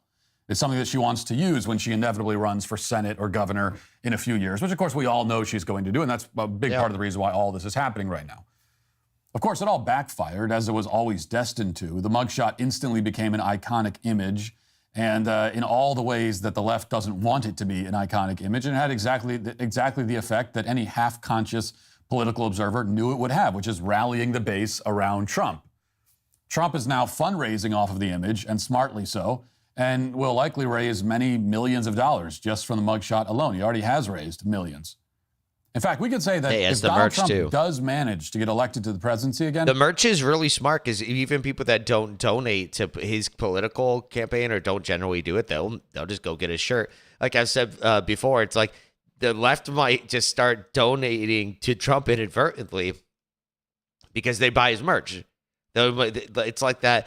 the Daily Wire movie. I don't remember which one. This one guy on Twitter, he was like, oh, yeah, this movie's awesome. He found out it was from the Daily Wire. And he's like, oh, I'm sorry. So I could just see them just inadvertently buying Trump merch and donating to his campaign. It's so funny. Fani Willis will be largely responsible for it. She is the most effective campaign manager Trump has ever had, even if unintentionally. But even if this all obviously works to Trump's advantage, that doesn't make it any less outrageous or infuriating. Yep. Nor should we be distracted from the lessons that this moment is trying to teach us. And the most obvious one is that the left they are beyond caring about even the pretense of legitimacy, something they used to pretend to care deeply about. In fact, through this whole ordeal, they're not even acting like they've stopped some grave threat to democracy because they know they've done the exact opposite of that. They are just wielding raw political power for the sole lawless purpose of incarcerating someone who stands a very real chance of winning the presidential election in a little over a year. And that's all this is. And they're not even pretending otherwise now. In fact, many on the left don't want Trump incarcerated. They want him killed. They want him dead. This happened last night. Watch. Just a few minutes ago, Donald Trump, the disgraced ex-president, the frontrunner for the Republican nominee for president, 4 times indicted, departed his golf club in Bedminster, New Jersey. He's en route to Fulton County, Georgia, via Newark Airport, we believe. He will surrender himself for processing at an overcrowded jail with a reputation for violence and neglect. A jail that is accustomed to holding defendants facing charges up to and including violent crimes, where stabbings are frequent. Actually, 3 people have lost their lives over the last month. That jail is where the disgraced ex-president of the United States is heading right now. She can't contain her glee. She really can't. She's so excited. She's openly laughing about people getting shanked in jail as she fantasizes about maybe that will happen to the former president. We've played a lot of demented clips on this show over the years. That one is way up there. Not long ago, Nicole Wallace was running comms for the White House during the Iraq War, and back then she had to pretend to care about the deaths of innocent people at the hands of establishment Washington. Until that happens, these people will do everything they can to silence Donald Trump. MSNBC and CNN, after obsessively covering Trump's trip to Georgia all day, made a point of cutting away from his remarks when he was leaving yesterday. Watch. Oh, great. Regular people's lives are destroyed just by the charge. Just by the charge. Just the mere fact. Oh, here we go.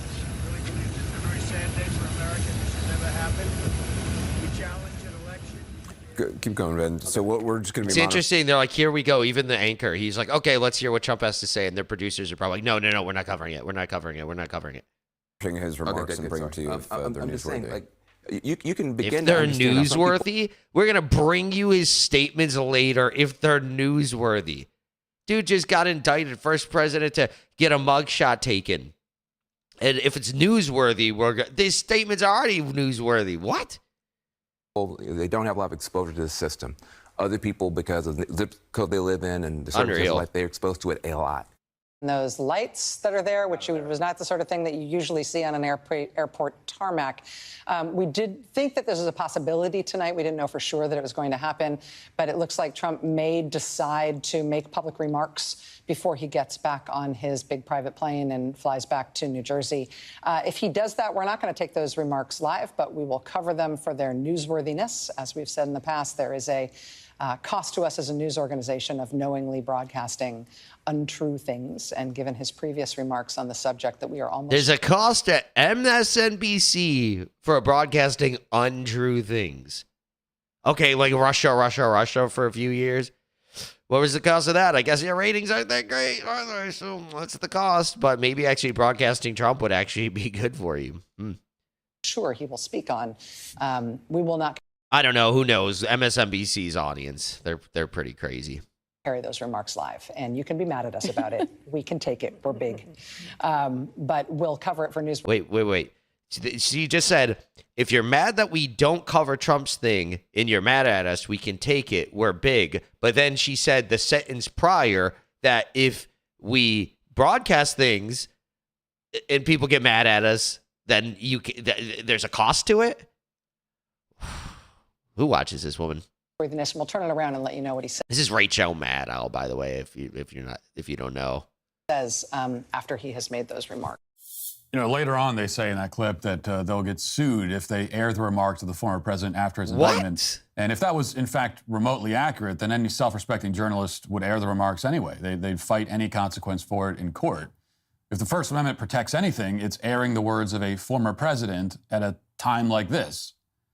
But MSNBC... It's crazy how they just lie. It's like, it's funny. They say there's a cost to broadcasting untrue things, but then they lie right after and say something untrue. Oh, no, we'll get sued if we broadcast. What are you It's fair. That case would get thrown out instantly. Yeah, technically, I guess you could get sued, but a judge is going to see them like, wait, what?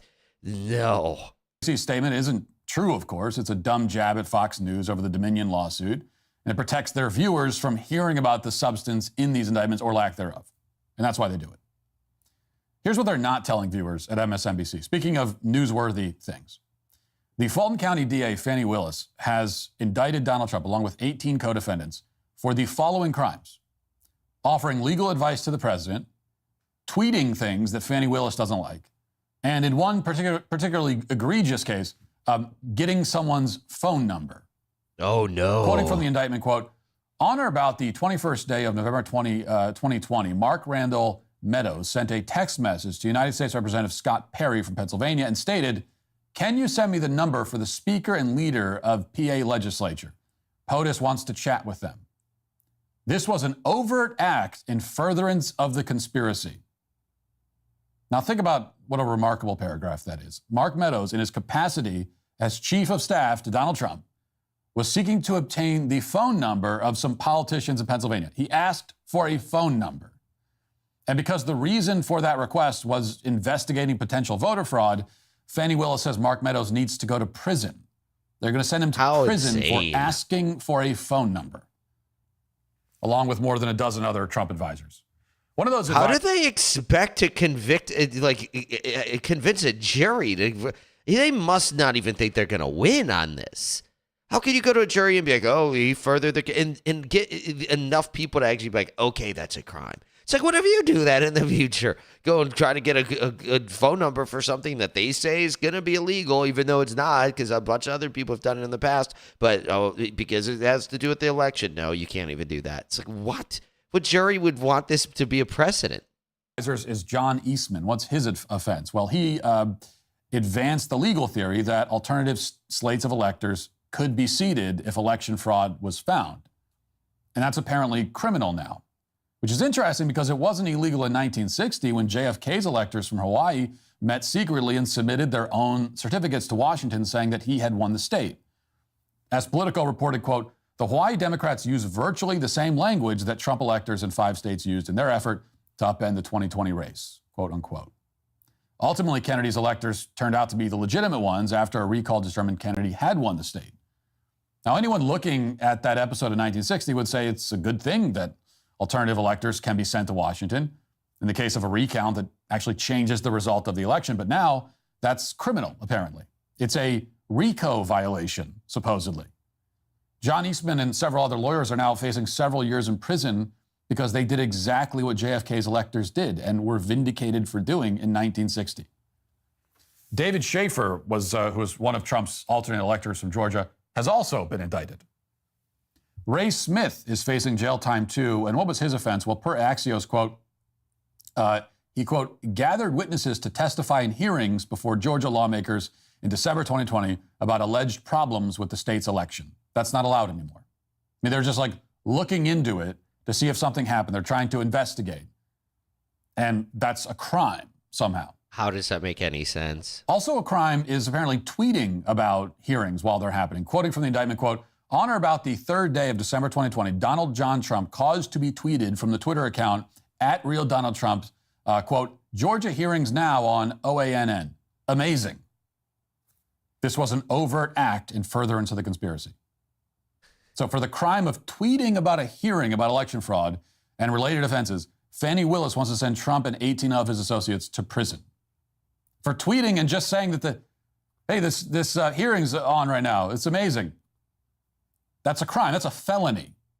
And not only does she want to send him to prison, she wants to do it very quickly. Willis just filed a request with the court for this trial to take place in just 2 months, beginning on October 23rd. So for this unprecedented criminal trial of 19 defendants, including a former president, based on a completely novel and insane legal theory, she wants the defense to have a total of 2 months to prepare. Is that constitutional? I wonder if that's accurate. I'll have to look into that because from what I understand is one of the defendants, not Trump, he filed to go get a speedy trial. But then Trump's lawyers, and he wanted it on that date, October 23rd. But I don't know if Trump's is actually going to be, on that date. Trump's team wants till 2026. Well, no one in the DA's office seems to care. And it's at this point that it's fair to look into the Fulton County DA, Fani Willis, and see what she's all about, because it's long been known that she's a Democrat and she's an opponent of Donald Trump. And in itself, she that's campaigned not on that. necessarily disqualifying. Everyone, even DAs, have a right to their own political opinions. But Fani Willis has gone far beyond that. Just a year ago, she hosted a fundraiser for a Democratic candidate running against one of the targets of her election investigation, was a state senator named Burt Jones. Jones was one of Trump's alternate electors. And here's how the judge responded when he found out about this fundraiser. Watch.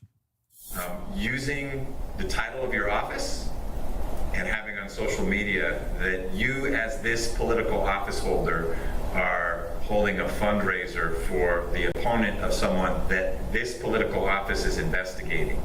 I don't know that it's an actual conflict, but I use that phrase, what were you thinking? Where the prosecutor thought I could prosecute the co-defendant of someone I defended. It's a what are you thinking moment. The optics are horrific. If you are trying to have the public believe that this is a nonpartisan, driven by the facts, and I'm not here to critique decisions, the decision was made, but if we are trying to maintain confidence that this investigation is pursuing facts in a nonpartisan sense, no matter who the district attorney is, we follow the evidence where it goes and ignore the fact that I hosted a fundraiser for the political opponent of someone I've just named a target.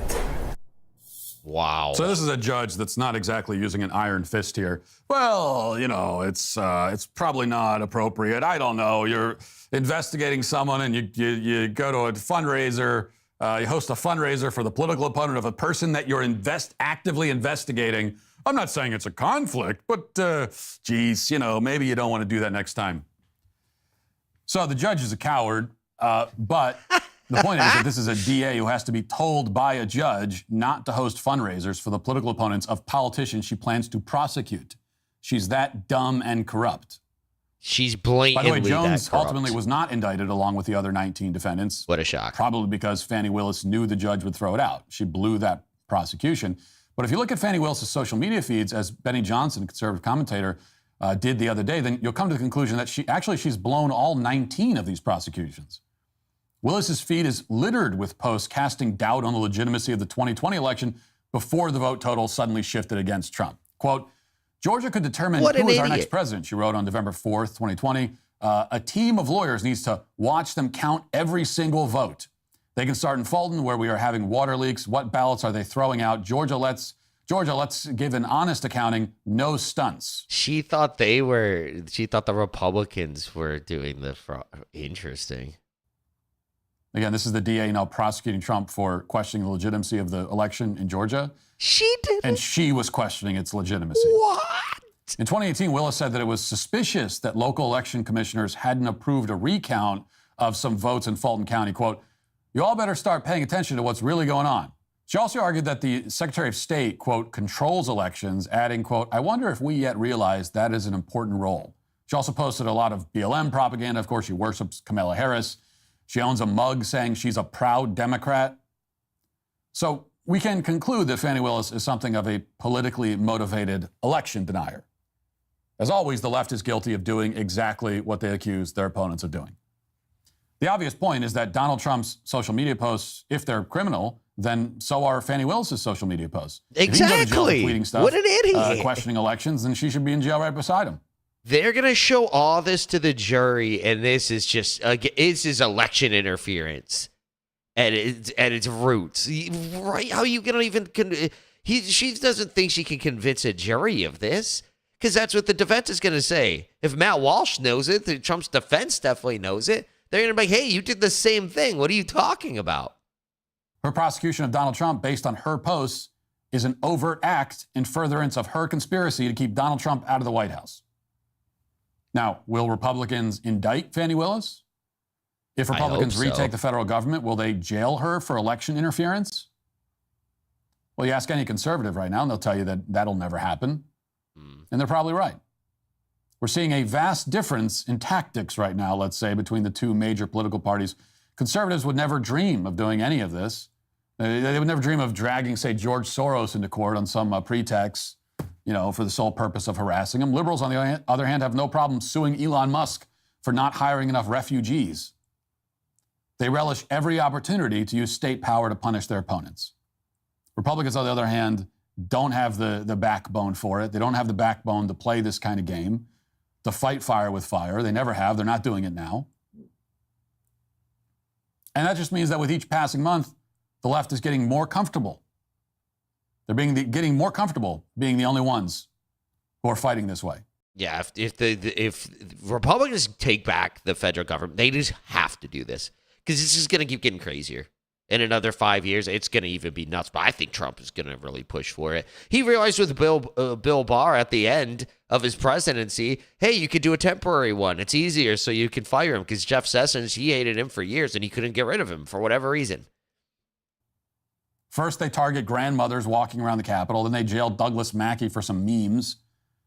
Then they go after Donald Trump for his tweets and his quote-unquote classified documents. And now in Georgia, they're targeting not only Donald Trump, but more than a dozen of his advisors and associates. And this will continue until Trump and all of his associates are in jail, or all their opponents are. After this latest indictment, it's time to stop pretending otherwise. Yep. Exactly. It's insane. I mean, I don't like it either, that you have to go. I don't know. It depends. Like, the election interference and stuff is so blatant. Go after him for this. If it's just some trumped up charges, I don't think you should do that.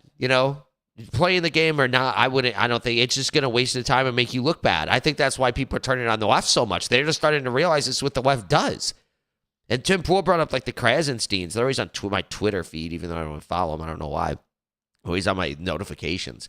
But yeah, they just won't care no matter what. Those type of leftists, but normal people will. They'll be like, okay, well, look at what they're like. People like Joe Rogan that are middle of the road and just want the truth and everything. They're going to be like, whoa, what are they doing? And then he's going to go tell his listeners who are also free thinkers, and then it's just going to backfire.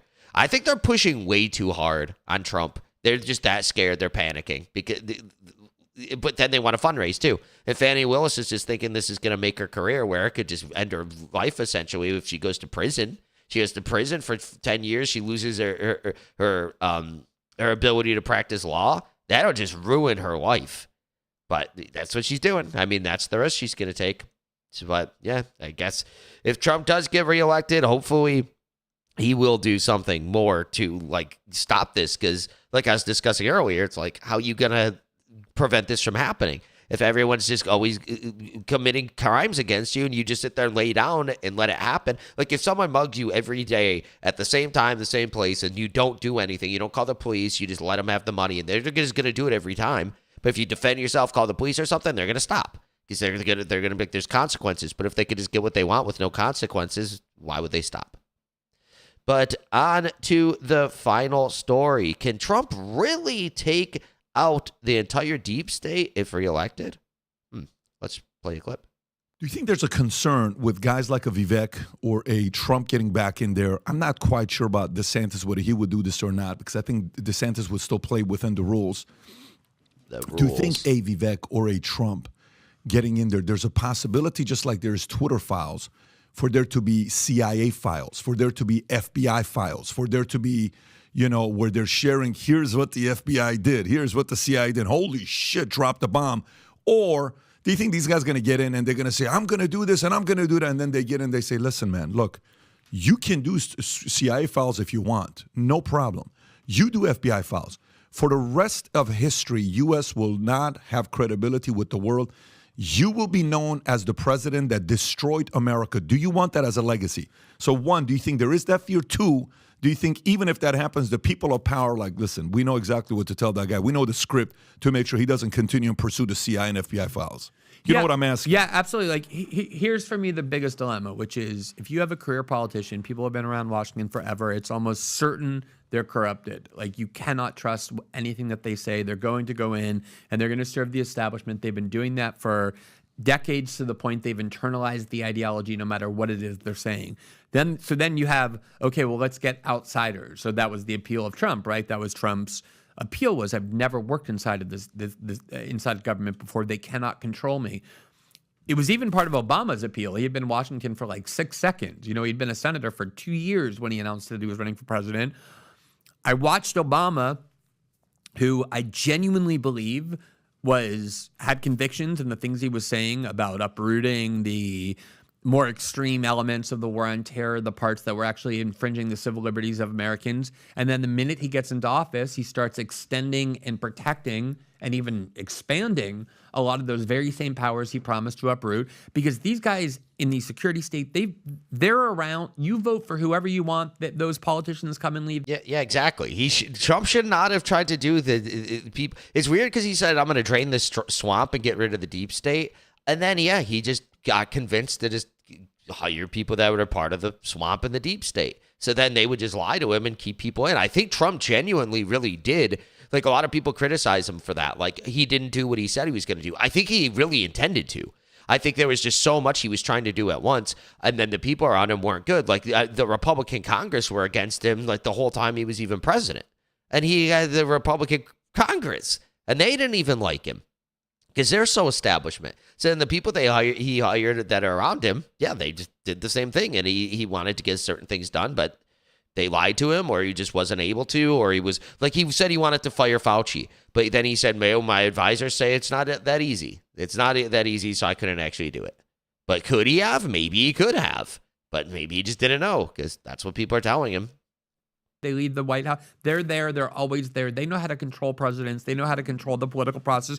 And so the same thing happened with Trump. So often the things that Trump was saying, the things he really meant, had no translation into Trump administration policy. Trump was saying it's idiotic to have troops in Syria. Trump never got troops out of Syria, even though he often ordered them out. There were articles celebrating this in the Wall Street Journal, that people in the military would find ways to thwart his orders. Same thing. I'm not going to arm Ukraine and risk provocations with Russia. I want to work with Russia. I'm not going to arm Ukraine. But then they did it anyway. 2017, the Washington Post headline, Trump administration starts sending lethal arms to Russia. They knew how to run circles around Trump, in part because he didn't have a good sense of how Washington works. And I think the same thing would be with Vivek. The other thing is, they come in, the guys with the medals on their chest, and they say, okay, look, I know these are the things you were thinking and saying before you got here, but now I'm going to show you the blood that you're going to have on your hands if you actually start doing these things. That's right. So go be an advisor for Trump or Vivek. You're an advisor for Trump or Vivek, okay?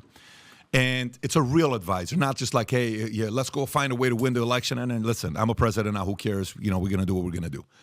You're an advisor, and you say, hey, President Trump, look what they did behind your back in 2017.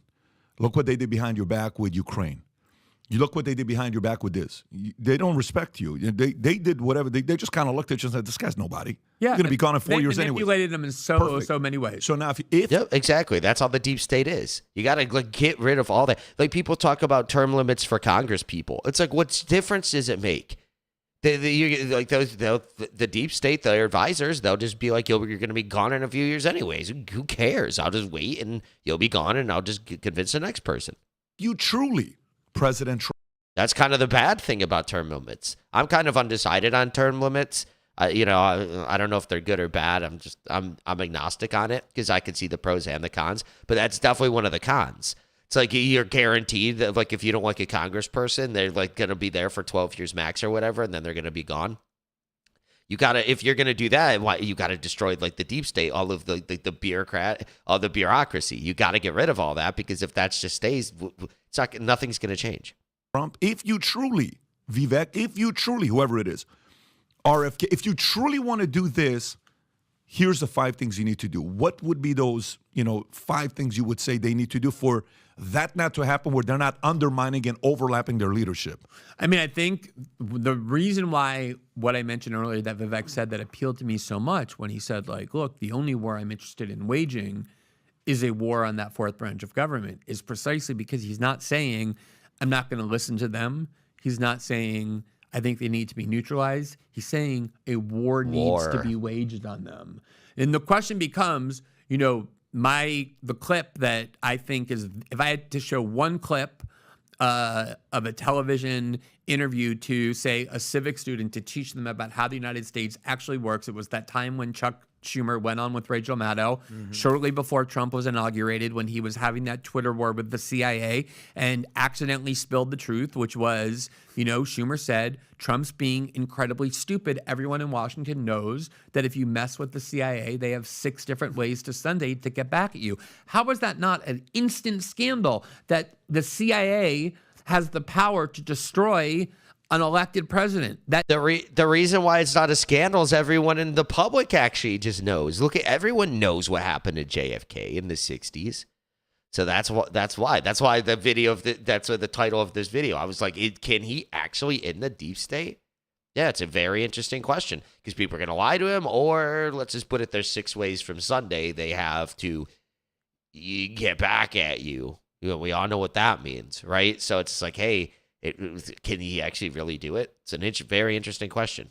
Is the reality, though. And so it isn't enough just to rhetorically say the CIA is a bad organization. The CIA is something that you need an actual plan to neutralize them. John Kennedy had his head blown off by who knows who, but it certainly came at the time that he was saying things like, I'm withdrawing all advisors from Vietnam, after he fired the most powerful person in all of Washington, which was Dulles, who had run the CIA after the failed Bay of Pigs invasion. He never forgot that. And that became a lesson to a lot of people that if you want to challenge the CIA, if you want to start resisting, even minimally, that's the lesson that you should learn.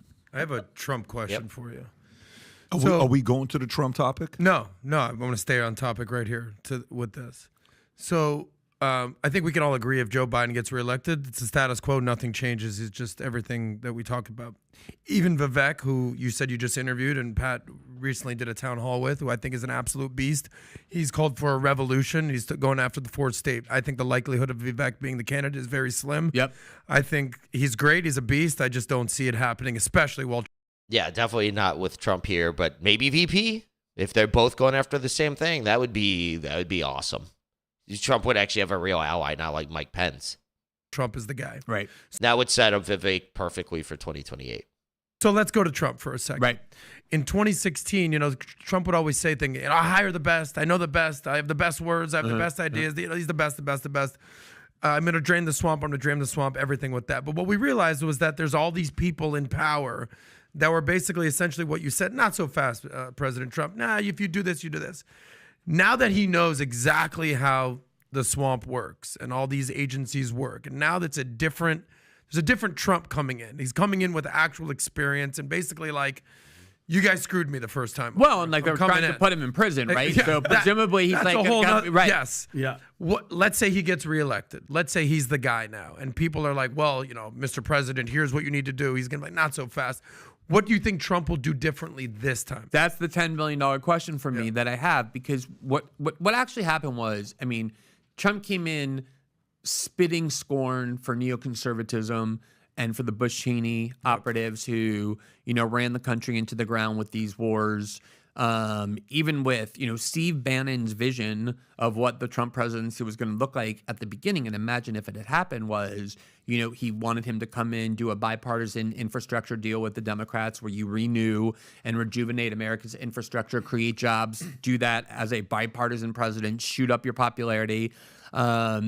Even raise taxes on the wealthy symbolically, and then you could say you're using that money to build the wall. So you combine this sort of, putting America back to work, domestic priorities, combined with the security at the border that people wanted. Instead, Jared Kushner won out of that power battle. Steve Bannon was gone in 6 months. Jared Kushner had a much different ideology than Steve Bannon did, and that ended up governing the Trump presidency. Trump now says he understands the mistakes he made. The problem I have, the question that I have is, the reason those mistakes happened, and that was by far Trump's worst flaw, was, he put Mike Pompeo, who is a classic neocon, first in charge of the CIA and then letting him run the State Department.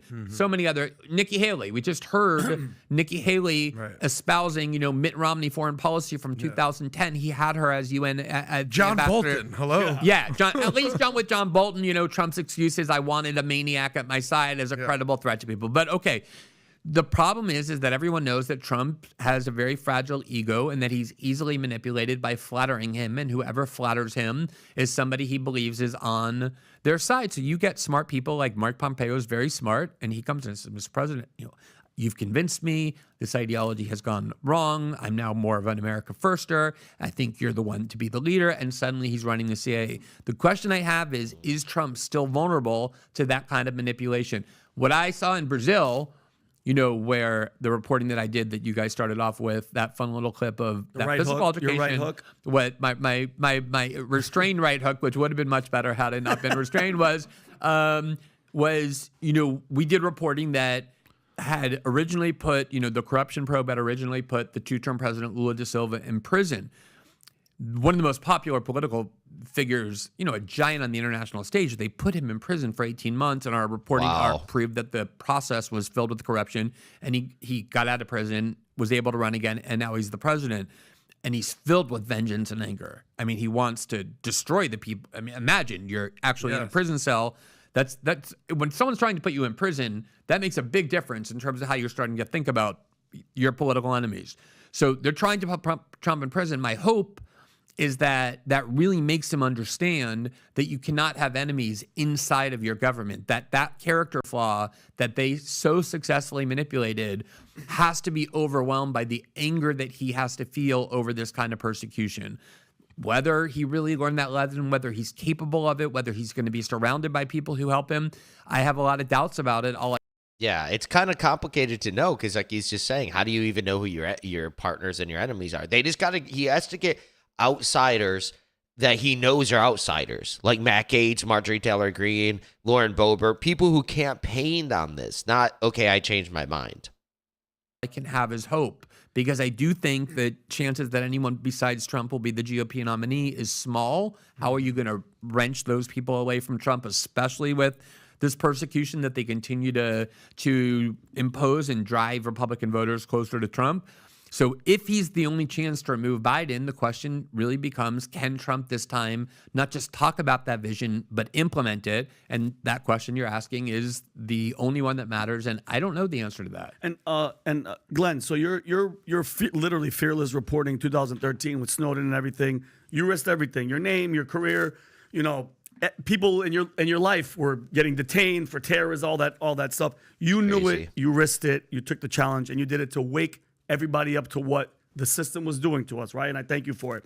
In regards to Trump, do you feel his motives to be the president are rooted in the same ideology that you had? Like, meaning he said, which he says all the time, he's been saying it since the 90s, I love America, I love the people, I'm trying to help us. Do you think that's like, did he know that he was going to get into this? Or was it like a surprise to him, like how really bad it was and how they were going to come after him? I mean, it's never happened before in history that a president has gotten out of office and then been prosecuted for anything. I don't think he could possibly have anticipated the level of persecution to which he would be subjected. I think it's come as a surprise. But I also think that, and I know from my own experience, having gone through it, you know, I couldn't leave Brazil for a year. Eric Holder's Justice Department was telling my lawyers, and we got, you know, the Guardian got the best possible lawyers, the kind who can pick up the phone and get Eric Holder on the phone. If he leaves Brazil, there's a good chance he's going to be arrested. We're not giving him any guarantees. As you say, my husband got detained in the United Kingdom with threats of a terrorism prosecution simply because of his association with me. They were doing a lot of stuff. And when you see their willingness to just cross every line the minute they get a little bit threatened, your resolve increases. You know, you understand they need even more confrontation than you originally began by believing they did. If you listen to Trump's rhetoric, it's escalating in terms of its tone, in terms of its aggression against globalists, against neocons, against the people he understands are his enemies. And I know, again, I hope that is going to have the kind of effect that I see it having on, for example, President Lula, who is now taking vengeance one after the next, kind of like that character in the Game of Thrones who had her list of who was that? Arya Stark. The small one. Yeah, the small daughter who had her list of, you know, I hope Trump has that kind of a list because that would do the country a lot of good if he did. Those are the people that need to be destroyed. There needs to be this very... I want to say violent in a metaphorical sense, conflict between these power centers on the one hand and Trump, who actually threatened them for the first time in decades on the other. And it was Arya Stark, the little one. Arya Stark, and, yeah, and then I exactly. thought about it, and this is, it's not even a question. It's no, I could see how these Trump supporters, these MAGAs, that they like how pissed off and because they see it and they know what he's doing to actually help, and he's just vilifying. Well, he's getting mugshots. In the history of our life, you never would have thought. You turn on the news and you see a president of the United States getting a mugshot. Yeah, look, I actually wrote a book in 2011. Yeah, especially for these stupid. It's not like war crimes or anything like that. Anything he actually, or some corruption deals. No, it's because he wanted to look into the election that he thought he rightfully won. That's all he did. Arguing that this idea that former presidents or high-ranking political officials are exempt from the rule of law is a huge mistake. I thought the pardon of President Nixon by Gerald Ford is the thing that set this framework in place that the country can't handle, you know, prosecuting former presidents. I think, and so if this were the case where we're finally abandoning this idea as a principle, I'd be cheering it. Yeah. That's not That's what's the going case. on, Yeah. right? It's a one-time only exemption for Trump, whose real crime is that he wandered way outside of the boundaries of what has been set for political leaders. He questioned the most taboo subjects of the U.S. security state, from why do we still need NATO, to why are we doing regime change wars, to why do we have to treat Russia as an enemy. And when you start doing that, really messing with their core pieties, they're showing now what they're willing to do. Big time.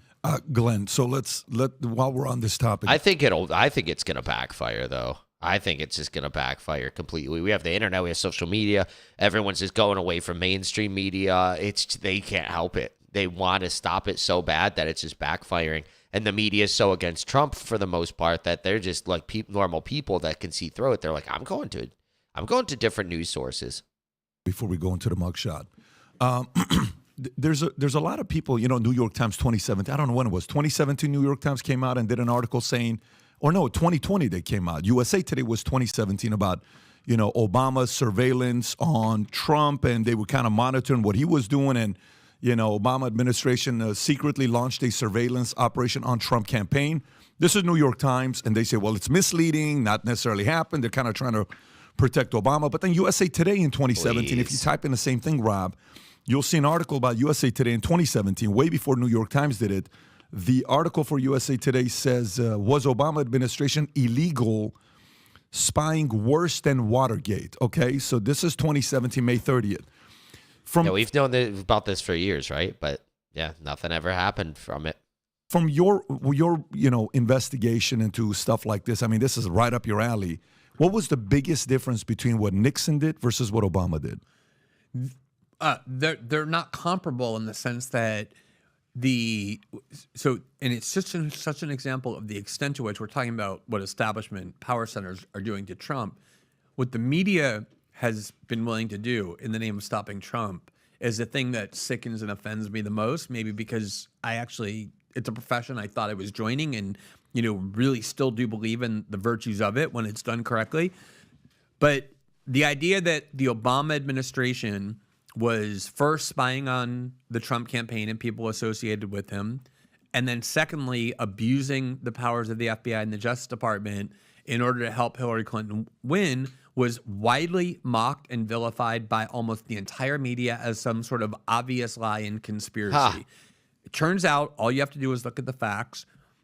The FBI got caught spying on Carter Page, who was a foreign policy advisor to the Trump campaign in 2016.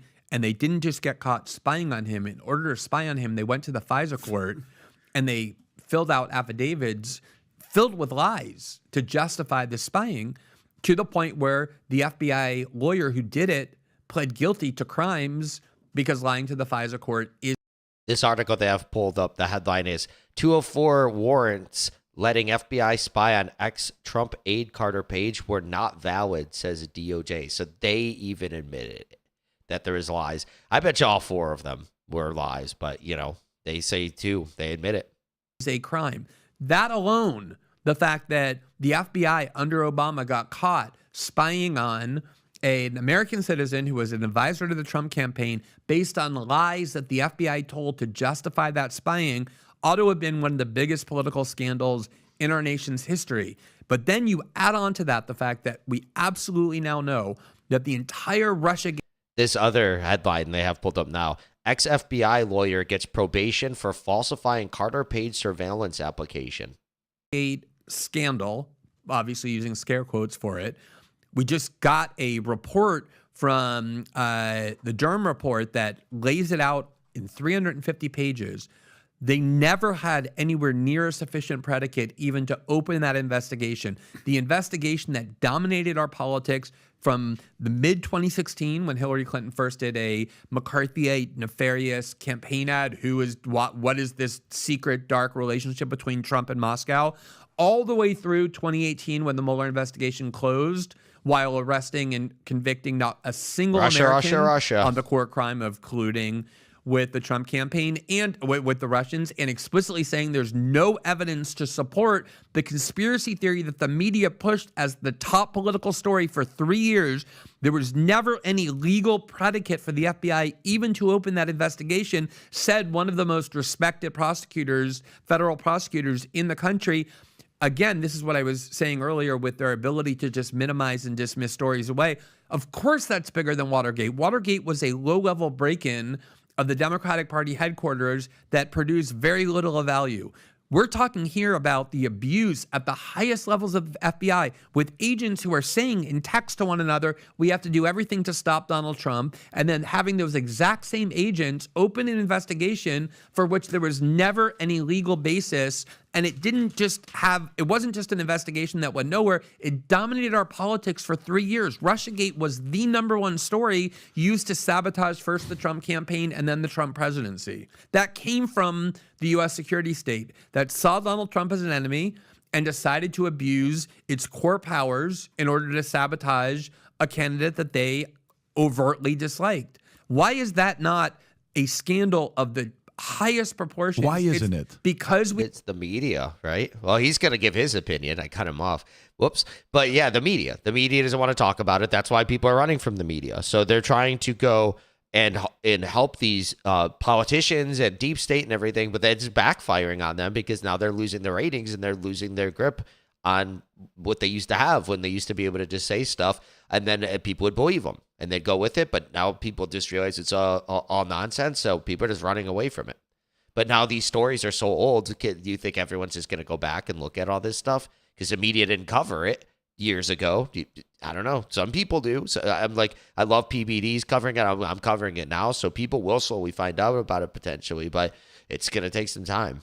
You have a media. The media, first of all, was an active participant. He agrees in it. with me. The way that it happened was the CIA and the FBI every day would call the New York Times and the Washington Post and feed them the leaks, the anonymous evidence-free leaks that became the foundational assertions of Russiagate. So the media participated. They gave themselves Pulitzers for it. There are New York Times and Washington Post reporters with shelves like these with Pulitzers sitting on them for a story that turned out to be a complete fraud. It came from the bowels of the U.S. security state. And so the media, it's the same thing as right before the 2020 election, the entire media united to say that the documents from which the reporting was done based on the Hunter Biden laptop was Russian disinformation. Everyone in the world knows now that this is a lie. Every media outlet with Biden safely elected was able to verify the authenticity of those documents. There's no question about the provenance of those documents. Those came from Hunter Biden's laptop. Russia had nothing to do with it. And not a single media outlet, not one, that spread those lies, this is Russian disinformation, over and over in the days and weeks before people went to vote, went back and retracted it, apologized for it, let alone acknowledge the scope of that scandal. So how can the media, active participants in the Russiagate fraud, possibly do anything other than try and bury and obscure the fact that this happened? It's like asking bank robbers who planned the bank robbery and then went and implement it to expose it to the world and talk about how threatening it was. Of course they're not going to do that. They're doing the opposite. And that, to me, is the most dangerous aspect of this, is in the minds of American elites, including the ones who work at the largest media corporations, in their minds, and they really do believe this, the fact that Donald Trump, to them, is a Hitler-like figure who is an existential threat to all things decent in American democracy means that everything and anything they do is justifiable morally, including lying, including censoring, including abandoning the journalistic cause. That's an explicit mindset that they have. I want to stay on this, but I want to say what Rachel Maddow said about you. This is what Rachel Maddow from MSNBC said about you. Quite a while ago. Hang on a second. Describing you during your salon tenure. The American left's most fearless political commentator. Again, for somebody watching this, they're going to say, well, this guy's a pro-Trump guy. He's a Republican. He's a conservative. He's probably hardcore this. Again, let me say this, folks. Rachel Maddow, if you know who she is, MSNBC. The American left's most fearless political commentator. So you're saying what Obama did to go after Trump is way worse than Obamagate, what they did, right? Than Watergate. Here's a question for you. For the audience, maybe that doesn't closely follow everything and opinions that you have, what do you think about President Donald Trump? I think if you look at, I think Donald Trump is probably the most transformational political figure in the last, let's say, 6 or 7 decades of American political life. Maybe you can compare it to Ronald Reagan in terms of the transformational effect and to FDR. I just mean that neutrally. Transformational can be good or for bad. Sure. That's what fascinated me so much about that presidential debate without Trump is you kind of got a glimpse, a reminder of what the Republican Party was prior to Donald Trump. This kind of tired, stale, establishment, elite-serving orthodoxy. That's why all these people are they're all very smart people. They all have on paper the perfect record to run for president, and in their own party, nobody likes them. They have because they espouse an ideology that the Republican Party in 2009 believed in, and in 2013 believed in, and now now the party's moved on. Trump made the party move on because Trump fans that would never say they were Republicans before, now they're Republicans. So that's how it works, I guess. 2023 don't believe in it all, and that's because Donald Trump gave them that space to start to understand why that ideology was so misguided and against their interest. Unpack that, please. So I don't want to, first of all, I want to say that if you go back and look, what Trump did is not go into a party and completely change a party on his own. The signs were there. The signs to me. Yeah, the Tea Party and everything. The Ron Paul. Ron Paul won that election in 2012. If you go look at the stuff that they did back then, like this mayor talked about it. He wanted to go to the RNC, like the Republican National Convention, and he made him sign a thing that pledged that he wouldn't support Ron Paul, and he'd support Mitt Romney in 2012. So, and then the precincts that went overwhelmingly for Ron Paul in some of these states, they just didn't report. They reported 0. And then, of course, the media is like, well, yeah, but they would have overwhelmingly went through to Mitt Romney anyway. But then the pollsters on the ground, the people on the ground, they were saying it was overwhelmingly Ron Paul support was there. So, yeah, and who even knows about 2008? That could have been something similar. He might have won the nominations both times. So Ron Paul really started it. And then Trump, he took advantage of it. First started appearing with the ability of Ron Paul to run a presidential campaign in 2008 and 2012. Ron Paul probably, to me, is the single most honest politician in a long time, someone of that stature, meaning just he says what he believes in. Yeah, it's really unfortunate how old Ron Paul is, because I really wish he was still gunning for president. Won't change a word of it for political gain. He went into places like Iowa and South Carolina, the reddest districts within those states, with a message that was heretical for Republican Party politics, which was the war in Iraq was a moral mistake, that we shouldn't have military bases all over the world. Dominating the world through military force is something that is not in your interest. It's serving the interest of a tiny elite. These are people who were, kind of bred on the idea that the war on terror and the war in Iraq were the most patriotic things possible. And he found this huge part of the Republican electorate for which those sorts of things resonated. And it wasn't only that. He had a lot of other kind of, anti-orthodox views on economic policy as well, that obviously there was a sense that he was tapping into, which made his presidential campaign infinitely more successful than people thought. I think he came in second in the Iowa caucus, if I remember correctly, in 2008. I can't remember. Or 2012. And so the stirrings were already there, that there was this kind of and neocons as well, before Trump started seeing it as well. They were already planning to back Hillary Clinton, knowing that the best vessel for neoconservative foreign policy was Hillary Clinton and not whoever the Republican Party was about to nominate, well before Trump ever happened. Trump saw that, he understood that, he gave voice to it, and he did two things. One is, because he's such a talented, just kind of communicator, right? Like a communicator to the ordinary person. It's what he's been doing his whole life. He was a TV star. I remember, when I lived in New York in the 90s, he prided himself on the fact that his fame came not from the Manhattan elite, but from sort of the construction workers who built his buildings. That was always something he prided himself on. He had that kind of... If you read his books, the establishment in New York, Trump had a lot of stuff, like they would sue him and stuff. He didn't have an easy road at all. Trump did it when he was doing the stuff in New York. And the elites in New York, they hated him. So, and this was like in his 30s. So he's just so used to this kind of stuff now. It's really interesting. Borough resentment.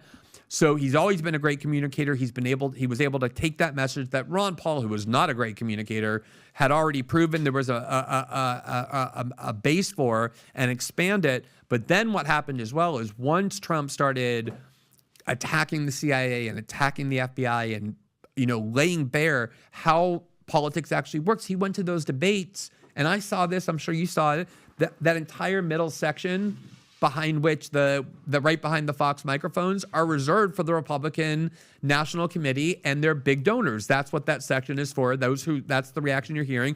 Trump would get booed attacking Jeb Bush, and Trump would say, these are all the lobbyists. This is the swamp, right? Donors. He shined a light on the things you're not supposed to shine a light on in terms of how politics actually works. And so once Republican voters started seeing, wow, the CIA is really corrupt, the FBI is willing to abuse their power, these agencies that Republican voters have long been taught to revere, they began seeing them in a different light. And now, if you want to go into Republican politics like Nikki Haley does, or Chris Christie does, or Tim Scott, or whomever, or Mike Pence, and say, we need to back the Pentagon and its arming of Ukraine, we need to go and, give the CIA greater authorities or the FBI greater authorities, you're going to provoke a revulsion among Republican voters. And that's because Trump took what had been kind of the percolating seeds of this sentiment and turned it into the dominant governing orthodoxy of the Republican Party, which is why I haven't changed a single view of mine since Rachel Maddow said that. What has changed is the nature of the two political parties. There's a reason Bill Kristol is a Democrat and other neoconservatives are Democrats, and why Democrats overwhelmingly now revere those security state agencies. It's because the Democratic Party has transformed into the party of militarism and imperialism and corporatism, and the only resistance that you get to any of this is in the populist wing, the populist right wing of the Republican Party. That's not my fault. I didn't cause that. I'm just observing it. That's pretty wild. So to think, by the way, this happens politically when sometimes they shift. And you're weird. seeing that now. More people where they say, I didn't change how I view things. You change. So if you like this clip and you want to watch another one, click. Very interesting. This is a great conversation. Yeah, I hope it was pretty informative. But yeah, this is really interesting. This definitely demonstrated, this segment that they did is really great because it really demonstrated why Trump didn't get rid of the deep state and why he could potentially do it next time. He's mad. He has to really go gung-ho. He can't. I don't know. Again, he's just going to have to get people that that aren't establishment. He thought he could change people's minds last time. Well, I'm Trump. I'm so great. I can change people's minds. No, it's not going to happen. He has to go in there, go get people like Lauren Boebert or some people like that, and that he knows have had these views for a long time, and like people maybe that worked for Ron Paul and stuff. Like, I mean, some of his people that he had in there were decent.